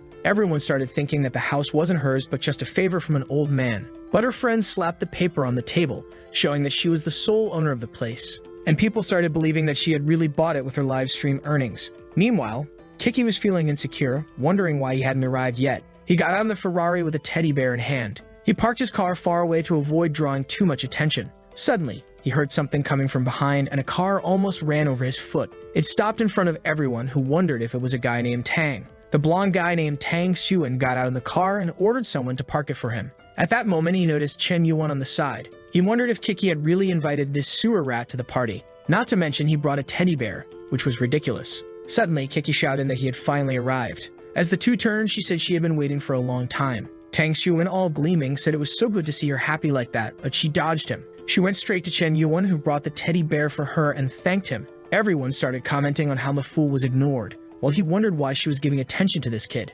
Suddenly, a red truck passed behind him, and he thought the perfect chance had come. He told Kiki he brought a gift that he was sure she would like. While the guys were unloading some things from the truck, he thought that Rat should have stayed in the sewer, and now will learn the difference between them. He gave her a Yamaha CS6 piano, and said he thought it was perfect for the star of the day. Did she like the gift he brought? She said she did, but the piano was very expensive, so she would transfer the money back. He said it was okay because the value was nothing to him. Besides, he had composed a piece just for her. The girls were all smitten and excited to see what he would show, and he started playing the keys, music here and there. The other girls kept saying the two were a perfect match with that piano talent. Kiki strangely complimented him, saying she couldn't compare to such talent, and he said she was flattering him too much. He then turned to Chen Yuan and asked why he didn't show a bit of his talent. Chen Yuan smiled, realizing the guy wanted to embarrass him, and said he would then show a bit of what he knew. Kiki wondered if Chen Yuan really knew how to play the piano, but obviously he knew nothing. But with 35 enhancement points, any skill can be improved. The system notified that it would take 10 points to learn, and he used them immediately, while thinking he would make that guy look foolish, and asked the system for 50 years of piano experience. He started glowing at the piano, and Xuan noticed his vibe had changed. He started playing, and the guy was stunned. It was the same piece he had just played, but the kid had already memorized it. Chen Yuan was confident, saying the surprise was yet to come. He started accelerating the music even more, without missing a single note. The boy was on fire. People were sweating, wondering if it was normal and if he had 4 hands by any chance. He had to be the new Beethoven in front of them. In their minds, to have that talent, Chen Yuan must have undergone brutal training. He was like a machine gun firing at each note. When he finished, smoke even rose from the boy. At the party, everyone was silent. As the legendary loose cigarette, he pulled one from the pack. He placed it on the piano string, which was so hot it lit the cigarette. The Chinese know no limits. He put his hand on Xuan's shoulder and told him, "Your skills are good, just keep working hard." He then placed the cigarette in the guy's mouth and said that playing the piano was about expressing emotions, not creating competition. The guy seemed to fall in love, saying he understood.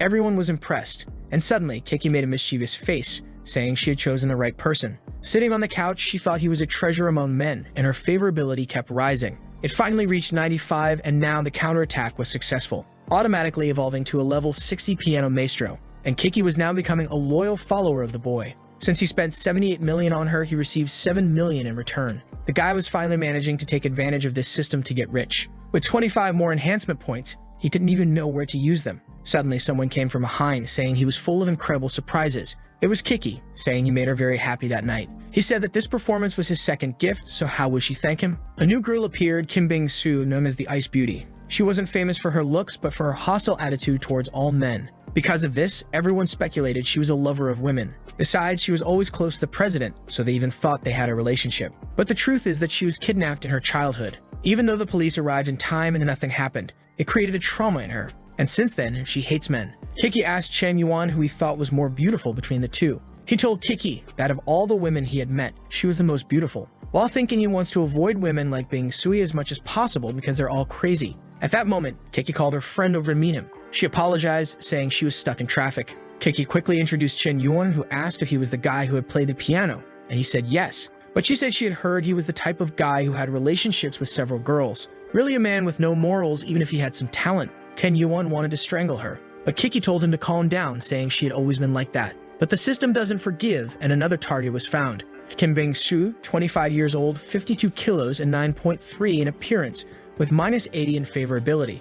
And you would gain combat skills if he completed everything. Chen Yuan threw the system on the ground, saying that last time it was the aunt, and now it's another woman he doesn't want to bootlick. The night passed, and it was time for the birthday wishes. She celebrated, they cut the cake, and everyone was happy, until Bing-soo called Kiki for a little chat. Outside, she warned Kiki that it would be good for her to stay away from Chen Yuan, and Kiki asked why. Bing-su said that Chen Yuan was involved with many girls and she didn't want to see her friend in a toxic relationship. Besides, she was about to graduate and wanted to pass the president's position to her. Kiki seemed to want that president's position. She remembered that when she arrived, she always competed with Bing-su and they argued a lot. But now in the end, Bing-su wanted to pass the president's position to her. Were the rumors about Bing-su true? Was she looking for some fun with a capital L? Embarrassed, Kiki responded that she really didn't deserve the position and it was better to find someone else. But Bing-su approached and said that love really blinds people because Kiki wasn't acting like the person she knew. Kiki said she was even thinking about leaving the student council to spend more time with Chen Yuan. Bing-su got angry, saying she was losing all ambition and being stupid because of that guy.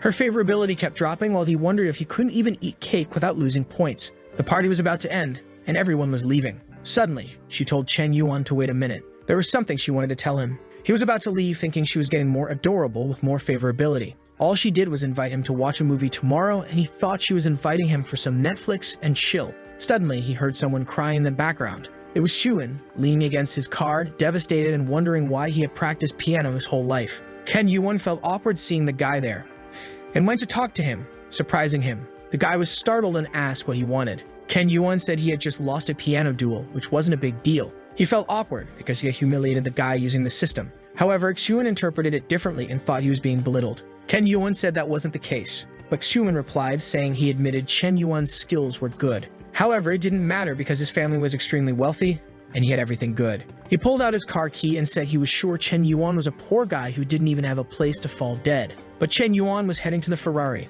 The poor guy even broke his car key. Lying on the ground, he wondered why the god wore simple clothes and drove a Ferrari. As he was leaving, wondering what movie to watch with Kiki tomorrow, he suddenly saw Bing-su standing in the middle of nowhere. She clearly looked cold and he imagined she might catch a cold. But he didn't care about that, letting the ice princess freeze and sped away. However, when he looked in the rearview mirror, she was surrounded by some guys. They asked if she was alone and if she needed a bodyguard by any chance. If she made them happy, they would even do it for free. She got angry and said if they touched her one more time, she would call the police. The guys laughed in her face and said the angrier she got, the more fun it was. However, they stopped laughing when she kicked one in the balls. She turned and ran, leaving the guy in agony. He told his friends to capture her, who was already fleeing. Looking back, she was confident she could outrun them, but there were too many of them. However, suddenly she ran into Chen Yuan, who asked if she was okay. She was curious to see him, but now the guys had already surrounded them both. The guy who had been kicked told his friends to capture her quickly. She thought that men were indeed bastards, and now she was trapped because she bumped into this damned Chen Yuan. But he warned the guys they had 2 minutes to get out of there. The guy with the mohawk asked what would happen if they didn't leave. Sometime later, everyone was lying beaten on the ground. Chen Yuan wiped his hands, saying he had given them advice. He turned to Bing-su and asked if she was okay, but he lost 5 favorability points. The poor guy was in disbelief. He was now at minus 95 after saving her. She was glaring at him with fiery eyes. He had no idea how this happened. She asked him if he thought he was amazing for acting like that. Did he think such a trick would work on her? She was waiting for a car, some gangsters showed up, and he saved her. Clearly, he had orchestrated everything. Not only did she underestimate his intelligence, but he also underestimated hers. She grabbed him by the collar and said that Kiki was willing to give up the president's position just to be with a guy who deceived everyone just to be with her. She turned and said that trash like him made her even angrier. Chen Yuan was in disbelief that she invented this whole story. What madness is this? He called after her, saying he would explain. But she said she didn't want any explanations and just hoped he wouldn't use such a trick again. Our boy was left there not knowing what to do, and the guys were getting up from the ground. He vented his anger on the guy who was waking up. With that, he left, cursing everyone, in disbelief that such a thing happened, until his phone rang and he wondered who was calling. It was Ruyo. From her presidential bed, she wanted to know if he was free tomorrow. He wanted to know why, and she said she was free and wanted to watch a movie with him. But now things got complicated for the guy because he had already planned a movie with the president. Before he could respond, she said it was the first time she had invited someone like this, and just hoped he wouldn't reject her, please. So he devised a devious plan. He would have one in the morning and one at night. The next morning, his friend sent him a message wanting to talk to him. When he met his friend, he explained that he had bought tickets to watch with a girl, but got stood up and wanted Chen Yuan to accompany him. Unfortunately, it was a friend he couldn't refuse because when he was poor, this friend was always there. The plan was to watch with a friend at 2 in the afternoon, with Kiki at 5 and with Ruyo at 8. He knew this wouldn't be an easy day. Suddenly, he looked to the side and was startled by a crazy girl. There was a girl putting on makeup inside his car out of nowhere. She apologized, saying she was distracted with her makeup and accidentally got in without noticing. He said that since she had regained her senses, she could get out. But she said that maybe she had entered by accident but found the right person. In her mind, she wouldn't miss this chance. And she asked for his contact because she felt a connection. But with his phone in hand, he said he didn't have a phone, clearly not wanting to give a chance to the stranger. She said it was fine then, she would get out of the car. As she was leaving, the guy outside recognized her and asked what she was doing there. Chen Yuan and the girl recognized him as Liu Wenji. He's a friend of Chen Yuan, who they were going to the cinema with, and he asked why she was getting out of the car. Did the two of them have something going on? Chen Yuan was worried his friend would get the wrong idea. He got out of the car and tried to explain to his friend. But his friend got angry at the girl and told her he was sure she saw his friend driving a luxury car and threw herself at him. Chen Yuan confirmed that was exactly what happened. They locked the car and left. She was in disbelief that Liu Wenji knew such rich people. While they were watching the movie, a friend asked him why he couldn't get any women. He was so unlucky. Chen Yuan told him not to worry too much about it, and two girls behind them said they were strange for watching a movie together like that. Chen Yuan then told his friend that he should never expose his needs. He explained that the more you chase after women, the worse they will treat you. A real man doesn't spend his money on women, but on himself to impress women. That's what he said, and his friend was impressed, saying he had heard a confession from the gods. He grabbed Chen Yuan's hand and said he really understood how things work now. Chen Yuan told him to be careful.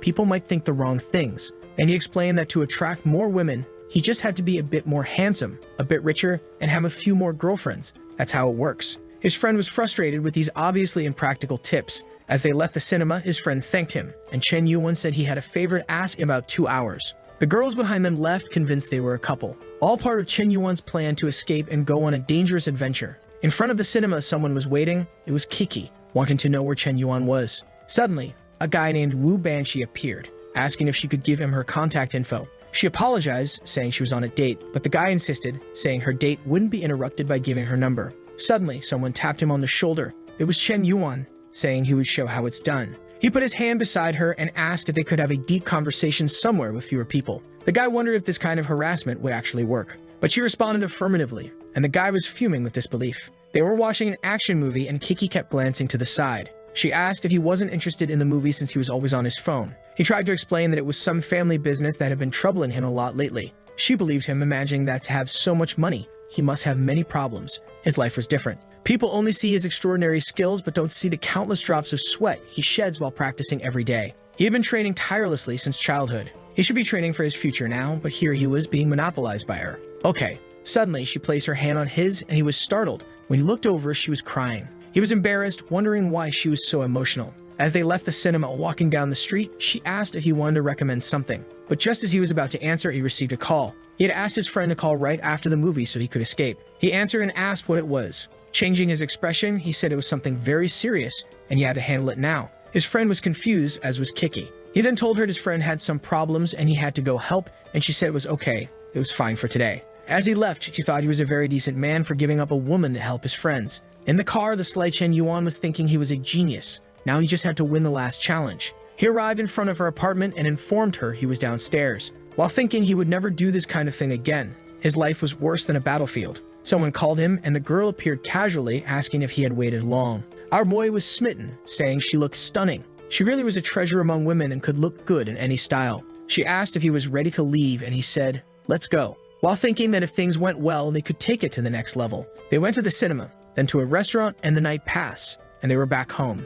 As he was leaving, she told him to rest well and said she enjoyed the night, but he asked her to wait. Could he come inside to get a glass of water? She seemed very happy to accept. The scene shifted to him taking a shower, while she wondered why she had done such a thing. She thought he just wanted a glass of water, but after he arrived, he said it was too late to leave, and she allowed him to stay. She couldn't believe she accepted that. What would she do if he asked for that? But it wouldn't be impossible. Then she saw something in his pocket. When she took it out, it was the tickets for all the movies he had watched today. Our guy was caught in 4K. He came out of the shower saying he was ready, but was startled when he saw the tickets on the table. She then wanted to know what that meant. Either he was a movie addict or he was dating a lot of women. Why did he want to get involved in her life just to be with other women? Chen Yuan couldn't say anything while she was berating him, saying he just played with her emotions. Minus 20 favorability points as she told him to leave, now down to 75. He was trembling, thinking he had seen this coming. He then told her that he never thought she trusted him so little, and a few movie tickets and everything he did for her went down the drain. Angrily, she said he still had the nerve to make excuses. He called Wanji and told her to talk to him and ask what they did today. Wanji answered, asking why he was calling so late. Royo took the phone and asked him if he went to watch a movie with Chen Yuan today. Wanji said yes, he had invited a girl, but she declined, so they went together. But he snapped to reality with a name he heard and asked how this happened. She half ignored him and angrily hung up the phone, saying it was all settled. Now she was confused, not knowing if he was telling the truth or if his friend was lying to her. She had the number of the girl he said he was going to the cinema with, so she decided to check. When the girl answered, she said yes, the guy had asked her to watch a movie, but she declined until a guy in a Ferrari showed up. Ken Yuan asked if she wanted to check his cards to see what he bought. He turned, saying he was very disappointed. She said there must have been a misunderstanding and asked for forgiveness, but he slammed the door. Outside, he thought he managed to get out of that situation. The guy doesn't lie much. She sent a message on her phone and he said it was okay. He understood and forgave her. She felt relieved, thinking he was very kind, and her favorability rose by 21 points. Now he relaxed, her favorability went up again, luckily by 1 point more than before. He realized he needed to be more careful since he almost ruined everything. He needed to keep in mind that certain connections are just for gaining points and status, while others are for fun and joy. If he got the system for revenge, he would build a harem. Some girls passed by him, commenting that they were going to watch something. He seemed to recognize the name and decided to take a look as well. The court was packed with people. The girls were all excited, cheering and saying they loved them. On the side were Shutong and her friend, who suddenly teleported next to Chen Yuan, who greeted the famous Shu Lil. But someone touched his shoulder, and when he turned, it was Jiang asking if he liked basketball. The guys seeing this were all envious, saying Chen Yuan was a lucky guy. Suddenly, Bing Sui appeared, saying that men love to talk behind women's backs. Kitty told her to relax since they were just going to watch the game. On the court, Shuan was worried, seeing Chen Yuan there again. And there were a lot of girls surrounding him. What kind of disaster is this? But he saw Kiki and believed this was his chance to shine. He had been practicing basketball for the past 6 months. It was time to humiliate this guy. He threw the ball in his direction. Ken Yuan sensed something coming and in Spider-Man style managed to catch it. He turned to the guy and said it was shameful he acted that way just because he lost in the piano competition. Suman said it didn't matter. If he wanted, he could come and compete in basketball. Our boy seemed to be losing his temper with the guy. He threw the ball back, saying he would play then. Suman decided to catch it, but the throw was too strong, and he was knocked back. Kiki was impressed by the powerful throw, while Bing Su commented that men are all savages who know nothing but fighting. The poor guy was lying on the ground with his friends asking if he was okay. He couldn't believe that Chen Yuan was that strong. Ken Yuan said he wasn't interested in a one-on-one. Why not have the 5-on-5 to see the school's level? Everyone was shocked and couldn't believe he had called for a 5-5. Shuan knew he had the school team, the coach on his side, and the crowd. This was more like a 1-on-9, and he was sure he would win. The game started and he received the ball. He was confident he would humiliate Chen Yuan and finally make Kiki recognize who was better. Ken Yuan was surrounded not only by enemies but by his teammates as well. But he knew very well that this would happen. Who needs a team when you have this system? With that, he added 30 more years of basketball experience. Shuan continued to be confident, thinking it was time to show his skill. He jumped to dunk the ball, but suddenly Chen Yuan appeared and blocked it easily. Everyone froze in disbelief that the poor guy was defeated so easily. It was one play, and the guy was already psychologically shaken, and Chen Yuan said it was his turn now. But the referee blew the whistle, saying it was a foul. With that, Schumann took a free throw and scored a point. Thinking Chen Yuan was an idiot since everyone was on his side, there was no way he could win. But the school crowd was starting to notice something was wrong. It was shameful to call the referee for something like this, and Chen Yuan was getting angry. Now he was motivated to end this guy. The game resumed and he stole the ball. He went and scored a basket. The poor guys hadn't even moved from their spots. Shuan scolded his team for not being able to block one guy. He even cursed Chen Yuan's team for not stopping him. Once again, they tried to surround him, but he jumped and scored another. The referee and the players didn't understand why he was trying so hard. Clearly, the game was rigged for him to lose. So why didn't he just give up? The referee started to remember what he taught his students about respect, and how, when entering the court, you should always give your all. Seeing Chen Yuan trying so hard left everyone in the basketball community emotional. Ken Yuan advanced once more, not understanding why everyone was standing still. People couldn't figure out what was happening. On the court, it seemed like no one else was moving. From afar, Kiki said he was winning the game and maintaining his virtues. Shuan couldn't understand why no one was following his plans anymore. The score was now 60-2. Shuan was exhausted, and Chen Yuan was advancing once again to humiliate him.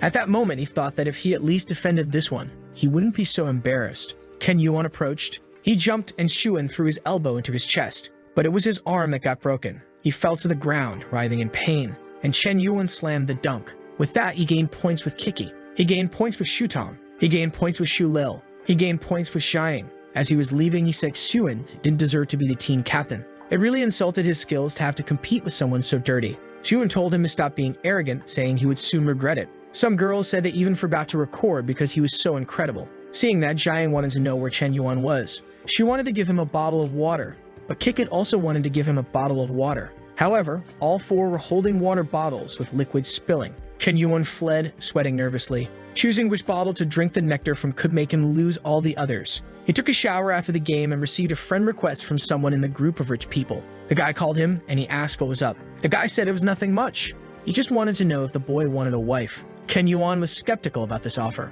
The next target was named Go Xinyuan, a 22-year-old actress. Her career was going very well, but she got involved in an online scandal and the company ended her contract. The guy who called him in the group was Ga Lang, her brother, who was asking for Chen Yuan's help. Ken Yuan asked if he was hearing correctly, did Ga Lang want him to marry his sister? Ga Lang clarified that it wasn't exactly like that. He said it somewhat casually. It's just that his sister was falsely accused and now her contract was terminated. So he wanted to know if Chen Yuan would like to buy the house she lives in. Ken Yuan thought he really needed to buy a house for himself. But considering she's an actress, she must love spending money, which would make her a perfect target for the system. He then told Gao Lang to arrange for him to meet his sister and see the house. Gao Lang said he would arrange everything now, thinking the group never lies. Mr. Yan is truly incredible. It seems the rumor that he saved the Xiao family isn't a lie. At the house, Go Zhuanian was furious.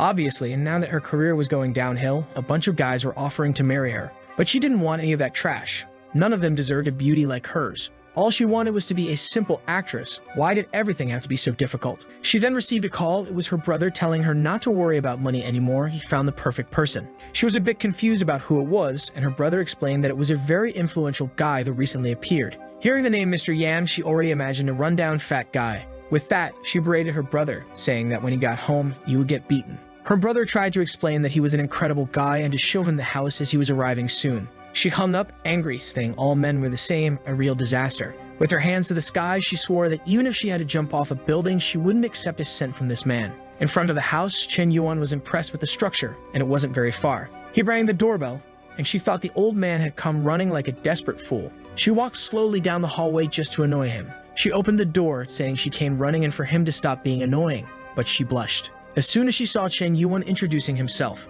before she could ask who he was, he entered, apologizing. She was impressed that the boss was so young and handsome. He sat on the sofa and told her she could sit too. She was a bit confused, as it was her house. She asked if he didn't want to see more of the house, and he said he had seen enough to know it was a good house. After all, that's not why he was there, and she wanted to know why then. He said the most important thing was her, and he wanted her to be his mistress. Wow, the boy is bold, activating this system wildly. Go Xuanian 9.2 in appearance and minus 35 in favorability. Ken Yuan thought that this time he wouldn't waste time, he would go on the offensive. But hearing this, she wasn't pleased. The guy came in, asked her to be his mistress. She would have to humiliate him. She said he was very direct, but it wasn't impossible if he accepted some conditions. First, a car worth 10 million, an amazing apartment, and he had to invest 2 billion in 2 films where she would be a lead actress. Before she finished, he said that was very little. It seemed simpler than he thought. She was in disbelief. Obviously, the boy would like it. He was eager to spend all the system's money. Returning home, Gao Lang was shocked Chen Yuan's car was still there. Why hadn't he left? He entered the room and asked his sister why the loose cigarette car was still there. Despondent, she said she actually got it as a gift from him. Besides that, he deposited a lot of money into her account. The brother then asked if everything went well with the house sale and if she at least got the 2 million. Showing her phone, she said she got 1 billion. The boy's eyes sparkled, imagining that Chen Yuan really liked his sister. Finally, he could retire and become an uncle who only smoked cigarettes. Gao Xuanian couldn't forget about Chen Yuan. He handed over the money, said he transferred the car to her name, and left, saying he had other things to do. He only came to help her because he didn't like seeing beautiful women suffer. Wow, what a hero. With that, she couldn't forget the boy.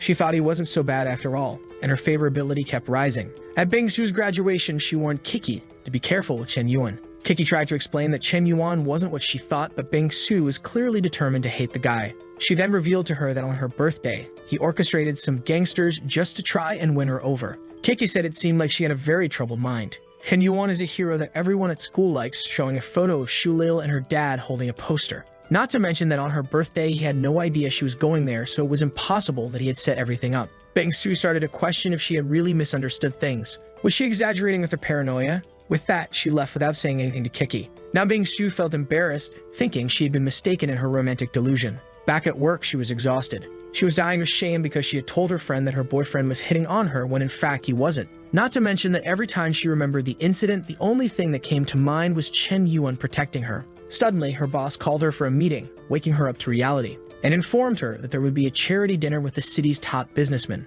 The boss wanted her to go and become friends with a certain Yang, a type of millionaire who had recently appeared. Bingsu felt sad. She had joined a company with a female boss to avoid this kind of thing, but she accepted. It was that or lose her job. Back at home, Chen Yuan was talking with the guys from the millionaire group. After he gave infinite money to Gao Xuanian, she had been able to defend herself against the false accusations, and Chen Yuan was impressed with how well she handled things. On the other end of the phone was Hao Chang-ki, inviting him to the charity dinner. Thinking that it would only be rich people, he knew he could find a wave or someone to spend a lot of money on. So of course he would go. Back at Gao Xuanian's mansion, she was doing her best to defend herself from the accusations, but it wasn't easy. Every time she needed more money to invest in marketing, she received a transfer from our boy. She tried to convince herself that it was nothing. He wasn't winning her over like that. But favorability doesn't lie. The day of the charity dinner arrived. Of course, all the millionaires that our boy had humiliated were present, from the bar guy to the basketball guy. Xiuman said he was going to the bathroom. He knew the new magnate of the group would be at that party,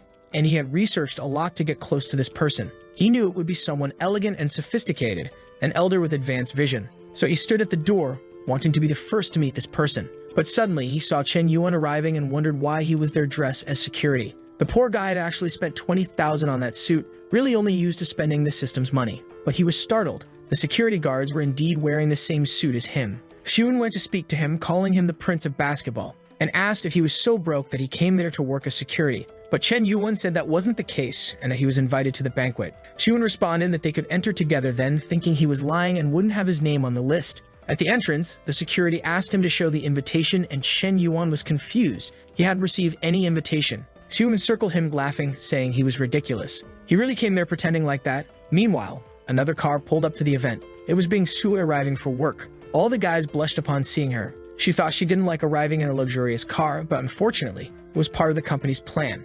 She heard some commotion on the side and looked to see Chen Yuan and the security guard. He was already getting angry, saying he didn't have an invitation, but he was sure he was invited. A security guard said everyone who was invited received something at home. Bing Su laughed in his face, asking if he really thought he was that important. Suddenly, she appeared and said that each card allowed bringing a guest, so he was hers. The guard accepted without a word, while Chen Yuan was confused as to why she was helping him since she hated him. She turned and told him to hurry up, saying her perception of him hadn't changed. She just owed him a favor. She understood that on that night, he really did save her, and that's all. But Chen Yuan didn't like this. He was about to make a call to humiliate Xiuan, and now she had ruined everything. He then told her that she shouldn't consider this repaying the favor. He didn't ask to be her lackey. It would be better if she stopped meddling in other people's business and just left a like on the video to help Mamoru make more juicy content for his viewers. Part 3 is on the way, so activate the cheeky little... Do you remember that the last chapter ended with Chen Yuan being barred from entering the rich people's event? Bingshu arrived and told him to come in as her companion, but he shouldn't get the wrong idea. She was just repaying her debt.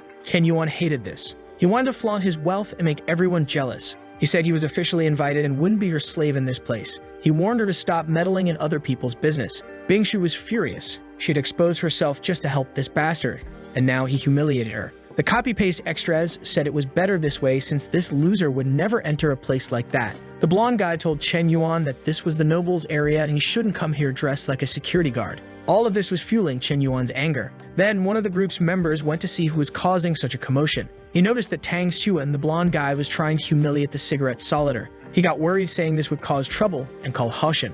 Meanwhile, inside the event, a man in a suit named Tang Oji was eager to meet the so-called Mr. Smoke. The car guy said Chen Yuan was eccentric, and even though he was very rich, they always treated each other like brothers. Then he got a call saying Chen Yuan was being humiliated and barred outside. He was shocked, asking how they dared to do this to a special guest. The person on the phone said the one bearing him was Tang Xuan, who was from the family of the guy next to him. He ran out, saying this bastard was ruining their family. Meanwhile, outside, Xuan continued to humiliate Chen Yuan, saying he looked good as a security guard. Chen Yuan slapped him and told him to take his effeminate hand away and stop trying to give orders. He whispered that even if they were comrades, Xuan had no qualifications for that. Xuan spread his arms, boasting that his brother was incredible with billions in company funds. As the illustrious second son of the Tang family, he was definitely better than a mere security guard. Watching all this, Bingshu thought Xuan was full of himself, but still better than the disgusting Chen Yuan who had refused her kindness. At that moment, everyone recognized Oji approaching with the car guy. People noticed he wasn't happy. Xuan asked what he could do for his big brother, only to be slapped in the face. He staggered, asking why he was being beaten. Oji said he was bold to ask and told him to apologize to Mr. Smoke, or better yet, to the great Mr. Yuan. Xuan was confused, not understanding.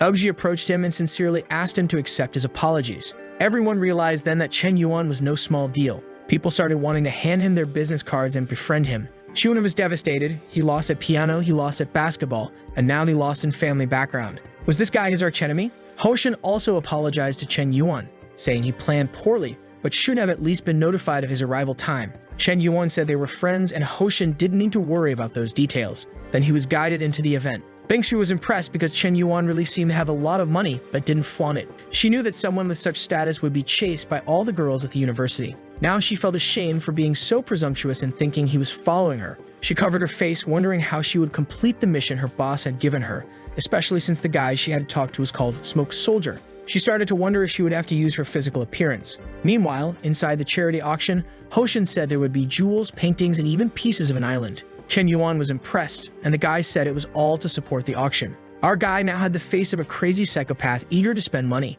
Buying a piece of land in the middle of the city to build something would surely cost a lot. The problem is, as always, he has to give it to some woman to get a share later. He starts thinking about Ruyu and Yu-Chi, but then realizes Bingshui is right behind him. However, he decides to abandon the idea because every time he tries to please her, he gets rebuffed. At that moment, a guy stands up, exclaiming how amazing it is to see her there. The blonde Goswanian whom our guy had given a mansion to arrived looking strong and healthy. Seeing her from afar, the psychopathic Chen Yuan thought of buying everything in the place and giving it to her. He also found the seating arrangement interesting. It seemed that the more important the person, the closer they were to the front. That's when he recognized that the name of the person beside him belonged to someone extremely important in the city. Apparently, the cigarette soldier was highly respected there. Then someone sat down, and who do you think it was?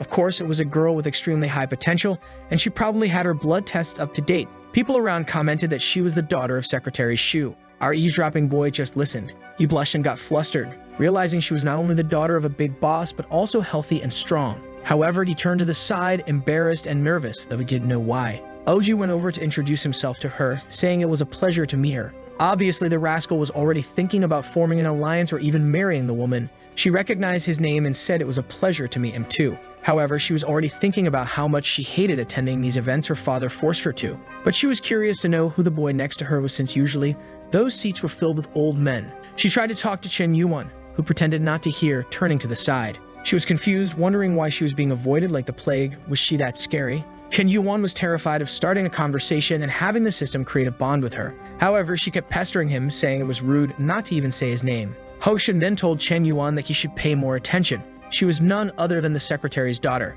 He offered to help if Chen Yuan wanted. Our boy turned around and introduced himself. Immediately, the system started its operation. Shu Yumo, 22 years old, 1.73 meters tall, 54 kilos, 9.1 appearance, and 0 in favorability. The counterattack gives 10% of what he spends, 35 points, and mastery with firearms. But our boy was devastated. This damn system screwed him again. Upon hearing the name, she said she would remember this Chen Yuan. With that, the auction began. The first item was a replica of the Titanic necklace made with diamond and platinum. Someone immediately offered 20 million. The girls were all fretting, saying they needed to receive that from their fathers or they would die. The bids kept increasing to 130, 150 million. Then Chen Yuan raised the paddle and said he would pay 3 billion. People were impressed with his audacity. Chu Yumo thought that he seemed to control his own money. No father would let their son spend that much. The old men were fuming with this type of bidding. The guy had increased the value many times over. The auctioneer asked if anyone would top the cigarette soldier's bid of 105. People were seething with anger,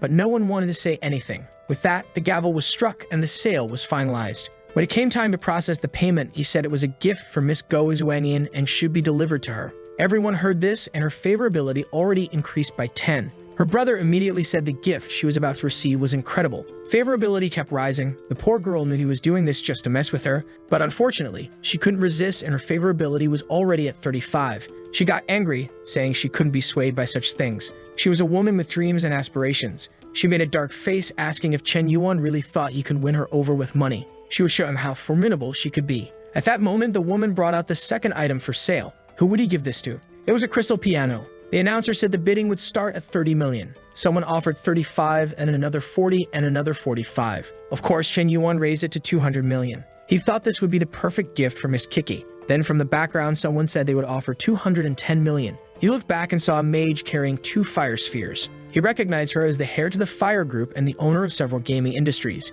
He then raised the bid to 300 million and she increased it to 310. He gave her a hard look and raised it to 500 million. The old men were all crying, even the auctioneer was angry with this kid. He then asked if anyone would top Mr. Cigarette's offer. The item was sold to him and she was fuming. The guy thanked him for supporting the city's philanthropy so generously. The woman from the Fire Group admitted she was defeated but said buying a piano just to show off without knowing how to play was foolish. Chen Yuan asked why she thought he couldn't play. He stood up and said he would perform on the musical instrument. Of course, the rascal was confident since he had 60 years of mastery. As soon as he started playing, the girls were moved to tears. This time, they really cried from their eyes. They said his music was nectar to their ears. Everyone in the hall was moved, reminiscing about their lives.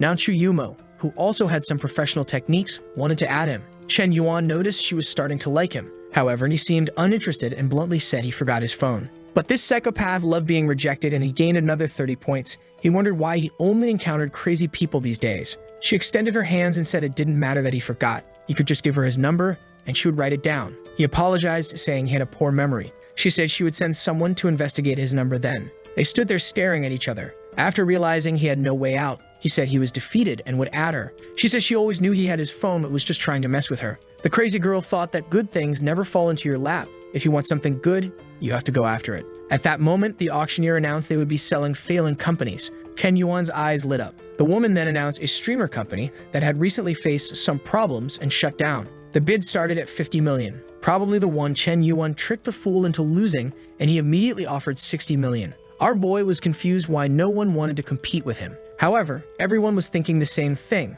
The bastard would triple the value. The presenter said Mr. Chen Yuan was trying to take everything from this place. Was no one willing to make an offer? He struck the gavel 3 times and it was sold. He then announced he hoped Mr. Chen Yuan could rebuild this company and restore it to its former glory. However, one of the guys there had received information about Chen Yuan and was eager to wipe that smile off his face. He went to the corner of the room and told someone to give him all the details to bring this kid down. He discovered that our boy was 21 years old and came from Hubei province. His parents collected oranges and had a pond. The guys looked up all the schools he attended from high school to university, but the hacker revealed that the bank account he used was a global VIP type. Less than 50 people in the world have access to that type of card, usually used for transactions between countries. The old man wondered what kind of joke this was. A farm boy had a card that only country leaders had. He was sure even hackers' information was being manipulated. He realized Chen Yuan had enough influence to alter even government records and told the hacker to stop investigating this dangerous guy. Aoji saw the guy investigating Chen Yuan and discovered something that scared him. He wondered if Chen Yuan was really a descendant of a secret family. However, the guy was a gossip, like an old woman with nothing better to do, and started spreading the news. Soon, everyone thought Yuan came from the secret Shen family, one of the 4 hidden families throughout China with worldwide influence. The guys were babbling like idiots, saying the world was about to face a storm. Even Hoshin was uneasy, saying only a dynasty could have such finances. Meanwhile, Chen Yuan was walking around, thinking about who spread this rumor since his father was just a fruit seller. But at that moment, our boy was surrounded. My boy, many were around him. Some handed him their room numbers, others invited him to dance. Another said she could even do a backflip and asked if he wanted to see. Our boy was shy, not knowing what to do. While people danced, he was being dragged around. That's when he noticed Gao Zhuangyan from afar and realized she was his escape from this situation. He told everyone he already had a dance partner waiting for him. He approached Gao Zhuangyan and asked her for a dance. She was embarrassed, wondering if she should refuse because he might take advantage. However, he gave her the necklace, so it would be rude to make him lose face, and she reluctantly agreed. He pulled her in, saying he wanted to enjoy the moment since he turned down 18 others just to be with her. The rascal used the system to receive a specialization in dance skills. She was moved, saying he danced well and his hand was warm. She thought he always surprised her, but she didn't find it unpleasant and was even starting to like it. Boy, all that effort just to gain 5 favorability points.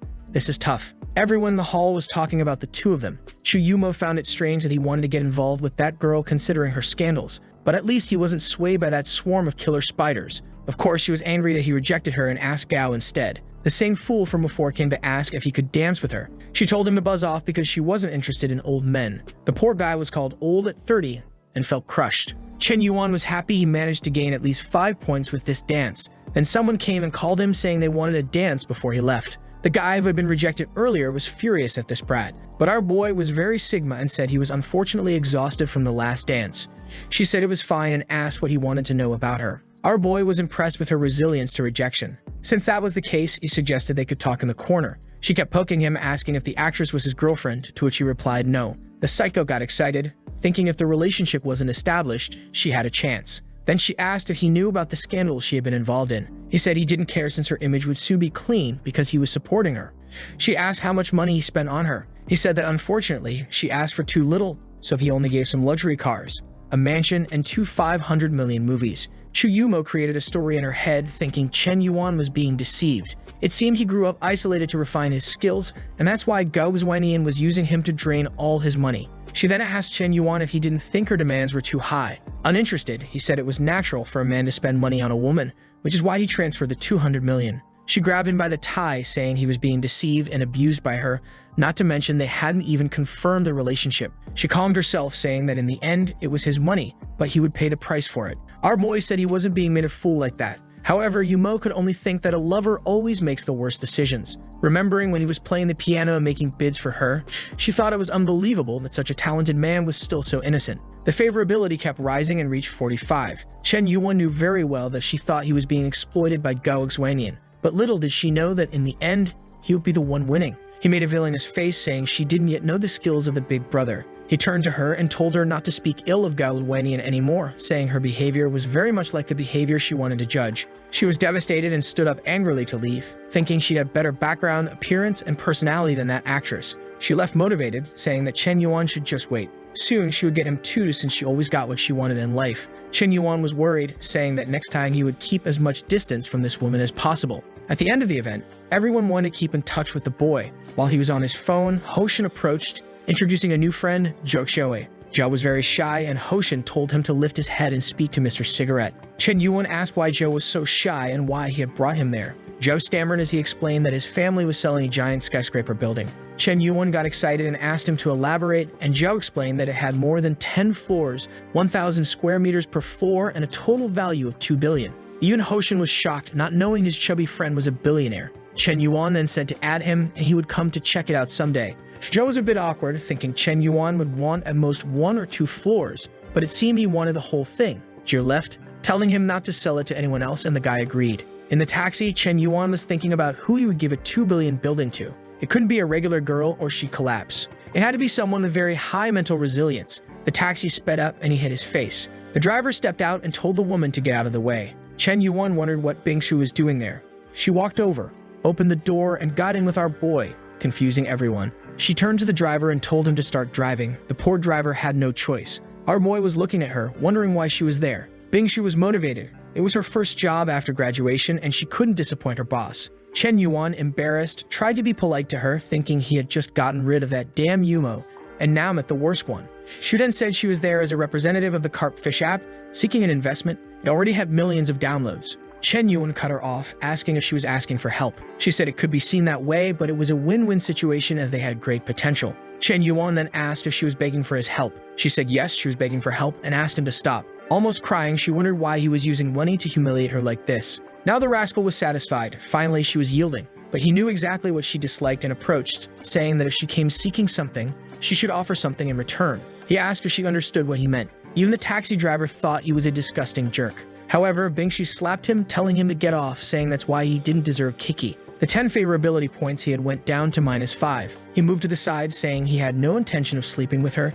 He was just provoking, but he didn't like cold women like her. She got even angrier and told him to stop joking around. Our boy replied that he wasn't very interested. They had only met twice, and she was asking him to invest in her company. Besides, she disrespected him last time and never even apologized. He snapped, telling her to disappear, saying she brought humiliation upon herself and ordered the taxi driver to stop now. But that's when Chen Yuan noticed his troubles had only just begun. The taxi was surrounded by 3 vans. Unfortunately, it wasn't a bunch of women, but a group of strange men getting out of the cars. It was a gang of criminals apparently hunting him. Our boy realized the night wouldn't end well. Bingshu asked what they would do. He replied that they would surrender, and that's it. The guys were excited. It seemed to be the idea of the auction man who thought capturing someone so rich would be a good move. Chen Yuan said that with such affection, he was willing to benefit everyone there. The guy said that because he was so cooperative, he wouldn't tie him up too tightly, but then he got a kick to the neck. He fell, and his friends wondered what kind of kick that was. Chen Yuan knew this time it was real criminals, not a bunch of high school kids. But with his elevated martial arts talent, it was just punches to the face. That's when one of them had the idea of using Bingshu as a hostage. But she fought back too, putting one of the guys in a chokehold. The man lost a tooth, wondering what kind of cursed woman she was. Chen Yuan thought he had it under control, but with her involved, things had gotten dangerous. With no other option, he spent all the points he'd been accumulating, 10 in strength and constitution and 20 in agility. Now even his system said he'd be extremely dangerous on a battlefield. Oh my god, the display of millions of punches was horrible, but it hit everyone's face. The leader ordered them to capture Bingshu again, but she kneed him in the groin, saying many men needed to learn their place. But then the guy pulled out an apple peeler. He lunged at her, saying she had to die. Bingshu was scared, thinking her life was over, but someone grabbed the blade with their hand. It was Chen Yuan, who said the habit of threatening women was shameful, dripping to the floor as Bingsu trembled, realizing she almost died. Chen Yuan kicked the guy, calling him disgraceful. Moments later, everyone was lying in red puddles. Bingsu was mumbling incomprehensible things to herself. Then she jumped into Chen Yuan's arms, saying she almost died. That's when our boy realized the iceberg had an adorable side. Now the rascal told her not to worry, that he was there for whatever she needed. Those words he said in the taxi were just a joke. In reality, she was an incredible girl. She asked if that was true and if he really thought that. Chen Yuan said she could trust him. He would even visit the carp-fish company she mentioned because he believed in its potential. Now she was thinking that Chen Yuan was the opposite of other guys. He seemed cruel, but he was actually very kind. He acted shameless, but in the end, he was a good guy. And despite coming from such an incredible family, he threw himself into danger to save her. Our boy said it was nothing, just a little scratch.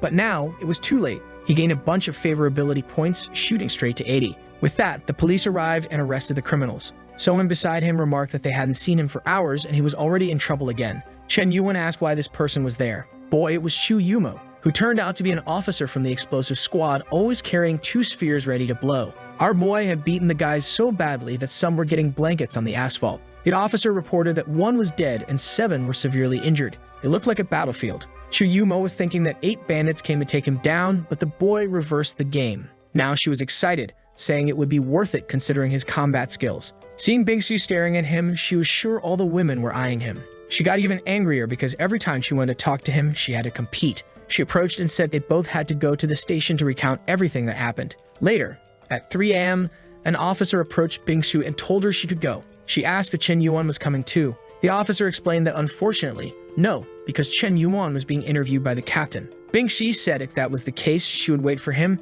and the officer said she could stay. An officer found it strange because she seemed very eager to wait for the guy. The captain asked to turn off all the cameras for his interview. She wondered if the game was turning against the boy. Sitting in the chair, Chen Yuan wondered what Shu Yumo was planning. Someone opened the door and handed him some food. He ate the noodles, saying he never imagined she would be a police officer. He gained another 5 favorability points, and she said the possibilities were limitless. Our boy wondered why eating noodles increased the favorability. Then he asked why he, the victim of the attack, was being detained. She approached and said it seemed he was eager to escape her but couldn't forget he took a life today. She grabbed his chin and asked what his relationship with Bingsu was. Embarrassed, he said she came to talk to him about investing in a company. But out of nowhere, the psycho started tearing everything apart. Our boy was beaten up and asked what she was thinking of doing. Respectfully, she pulled out a medical kit. If you thought otherwise, you're lost, go seek help. She then told him to stop thinking nonsense because she wasn't going to harm him. Seeing his dumbfounded face, she found it ridiculous that he really thought she would take advantage of him, and he said he would never think such a thing.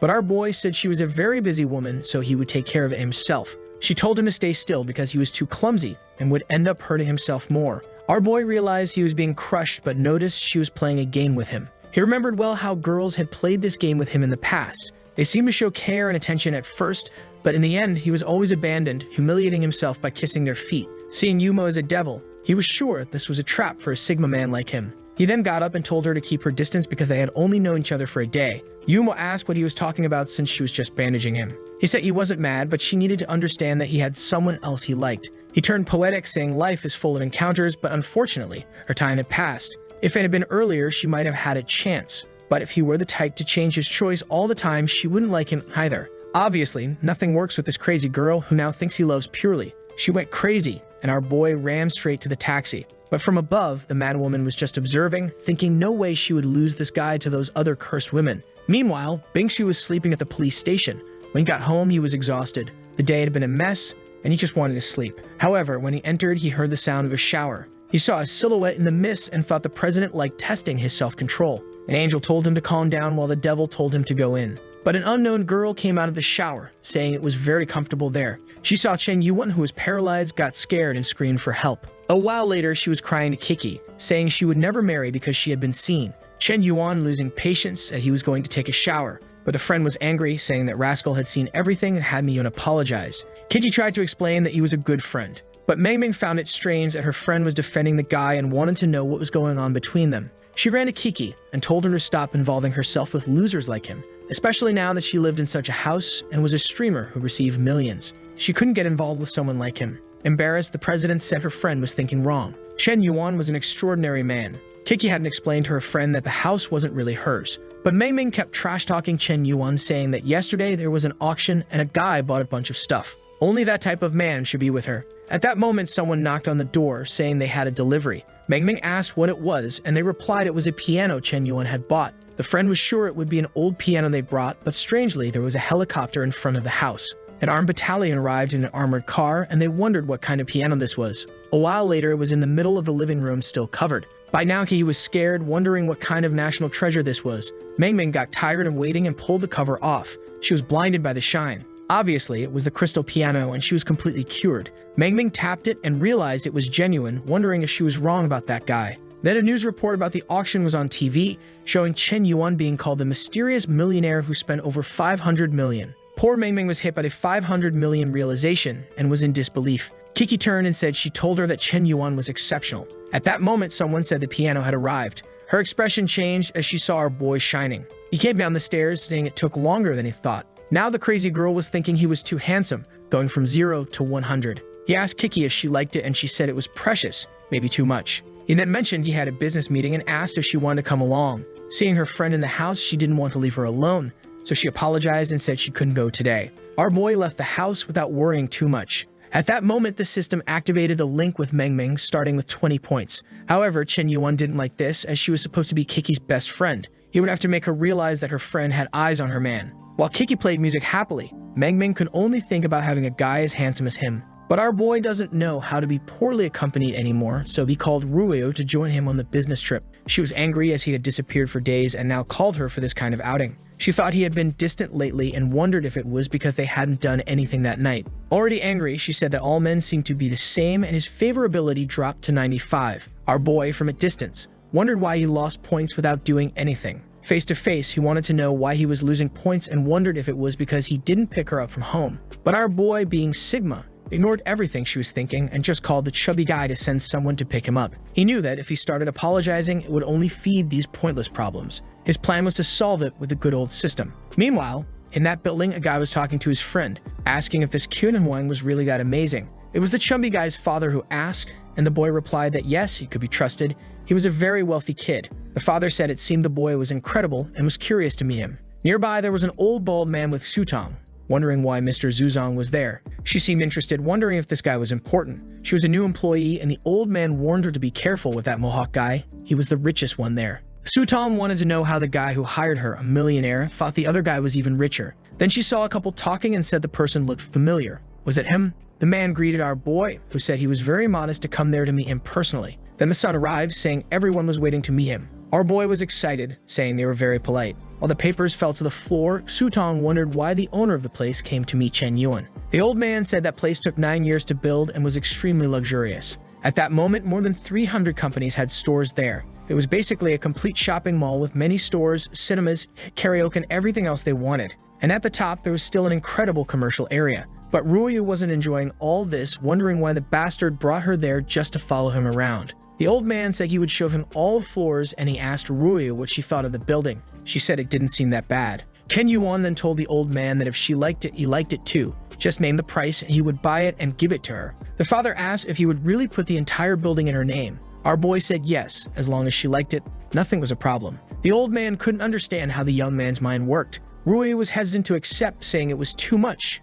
After all, it was an entire building. But our boy wanted to convince her, saying that if she had that, she would never have any financial problems again. At that moment, she would have to take care of her parents' company, which would be a lot of work. But this building would ensure she had no more problems. Now she thought she understood why she was brought there and wondered if she should maybe stop acting like a princess. Because he gained 3 points, passing 98, he gained another 20 strength points. The chubby guy intervened and said it was all set, informing Chen Yuan that the selling price was 2.6 billion. He pulled out his black card and said if the papers were correct, the 2.6 billion would be in their account. A while later, everyone was clapping, the contract was sealed. Our boy then said he was just an investor because the true owner was Miss Ruyu. Everyone congratulated her, and she felt embarrassed, wondering if this was the life of a boss. It explained why her parents enjoyed being in the office so much. It wasn't so bad being pampered. However, she already showed a psychopathic side, saying that seeing so many people bowing was a delightful feeling. Meanwhile, Pork Sutong asked why so many people were gathering. Her friend informed her that the entire building was bought and given to a girl in her 20s.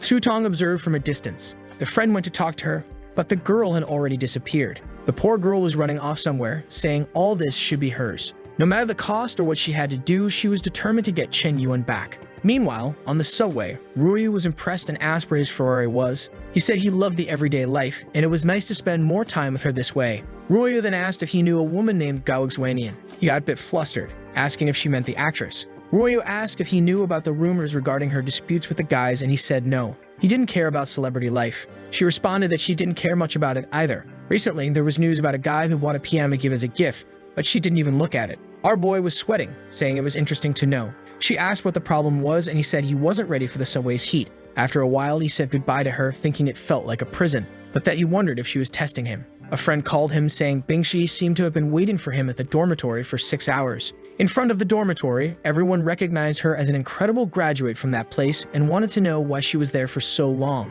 She was staring at her phone, wondering where he had gone. When she woke up at the police station, he had disappeared like a ghost, and her body inexplicably brought her to that place. The poor girl was going crazy, saying her heart wouldn't stop dancing and she needed to find calm. Could she have fallen in love with Chen Yuan? No.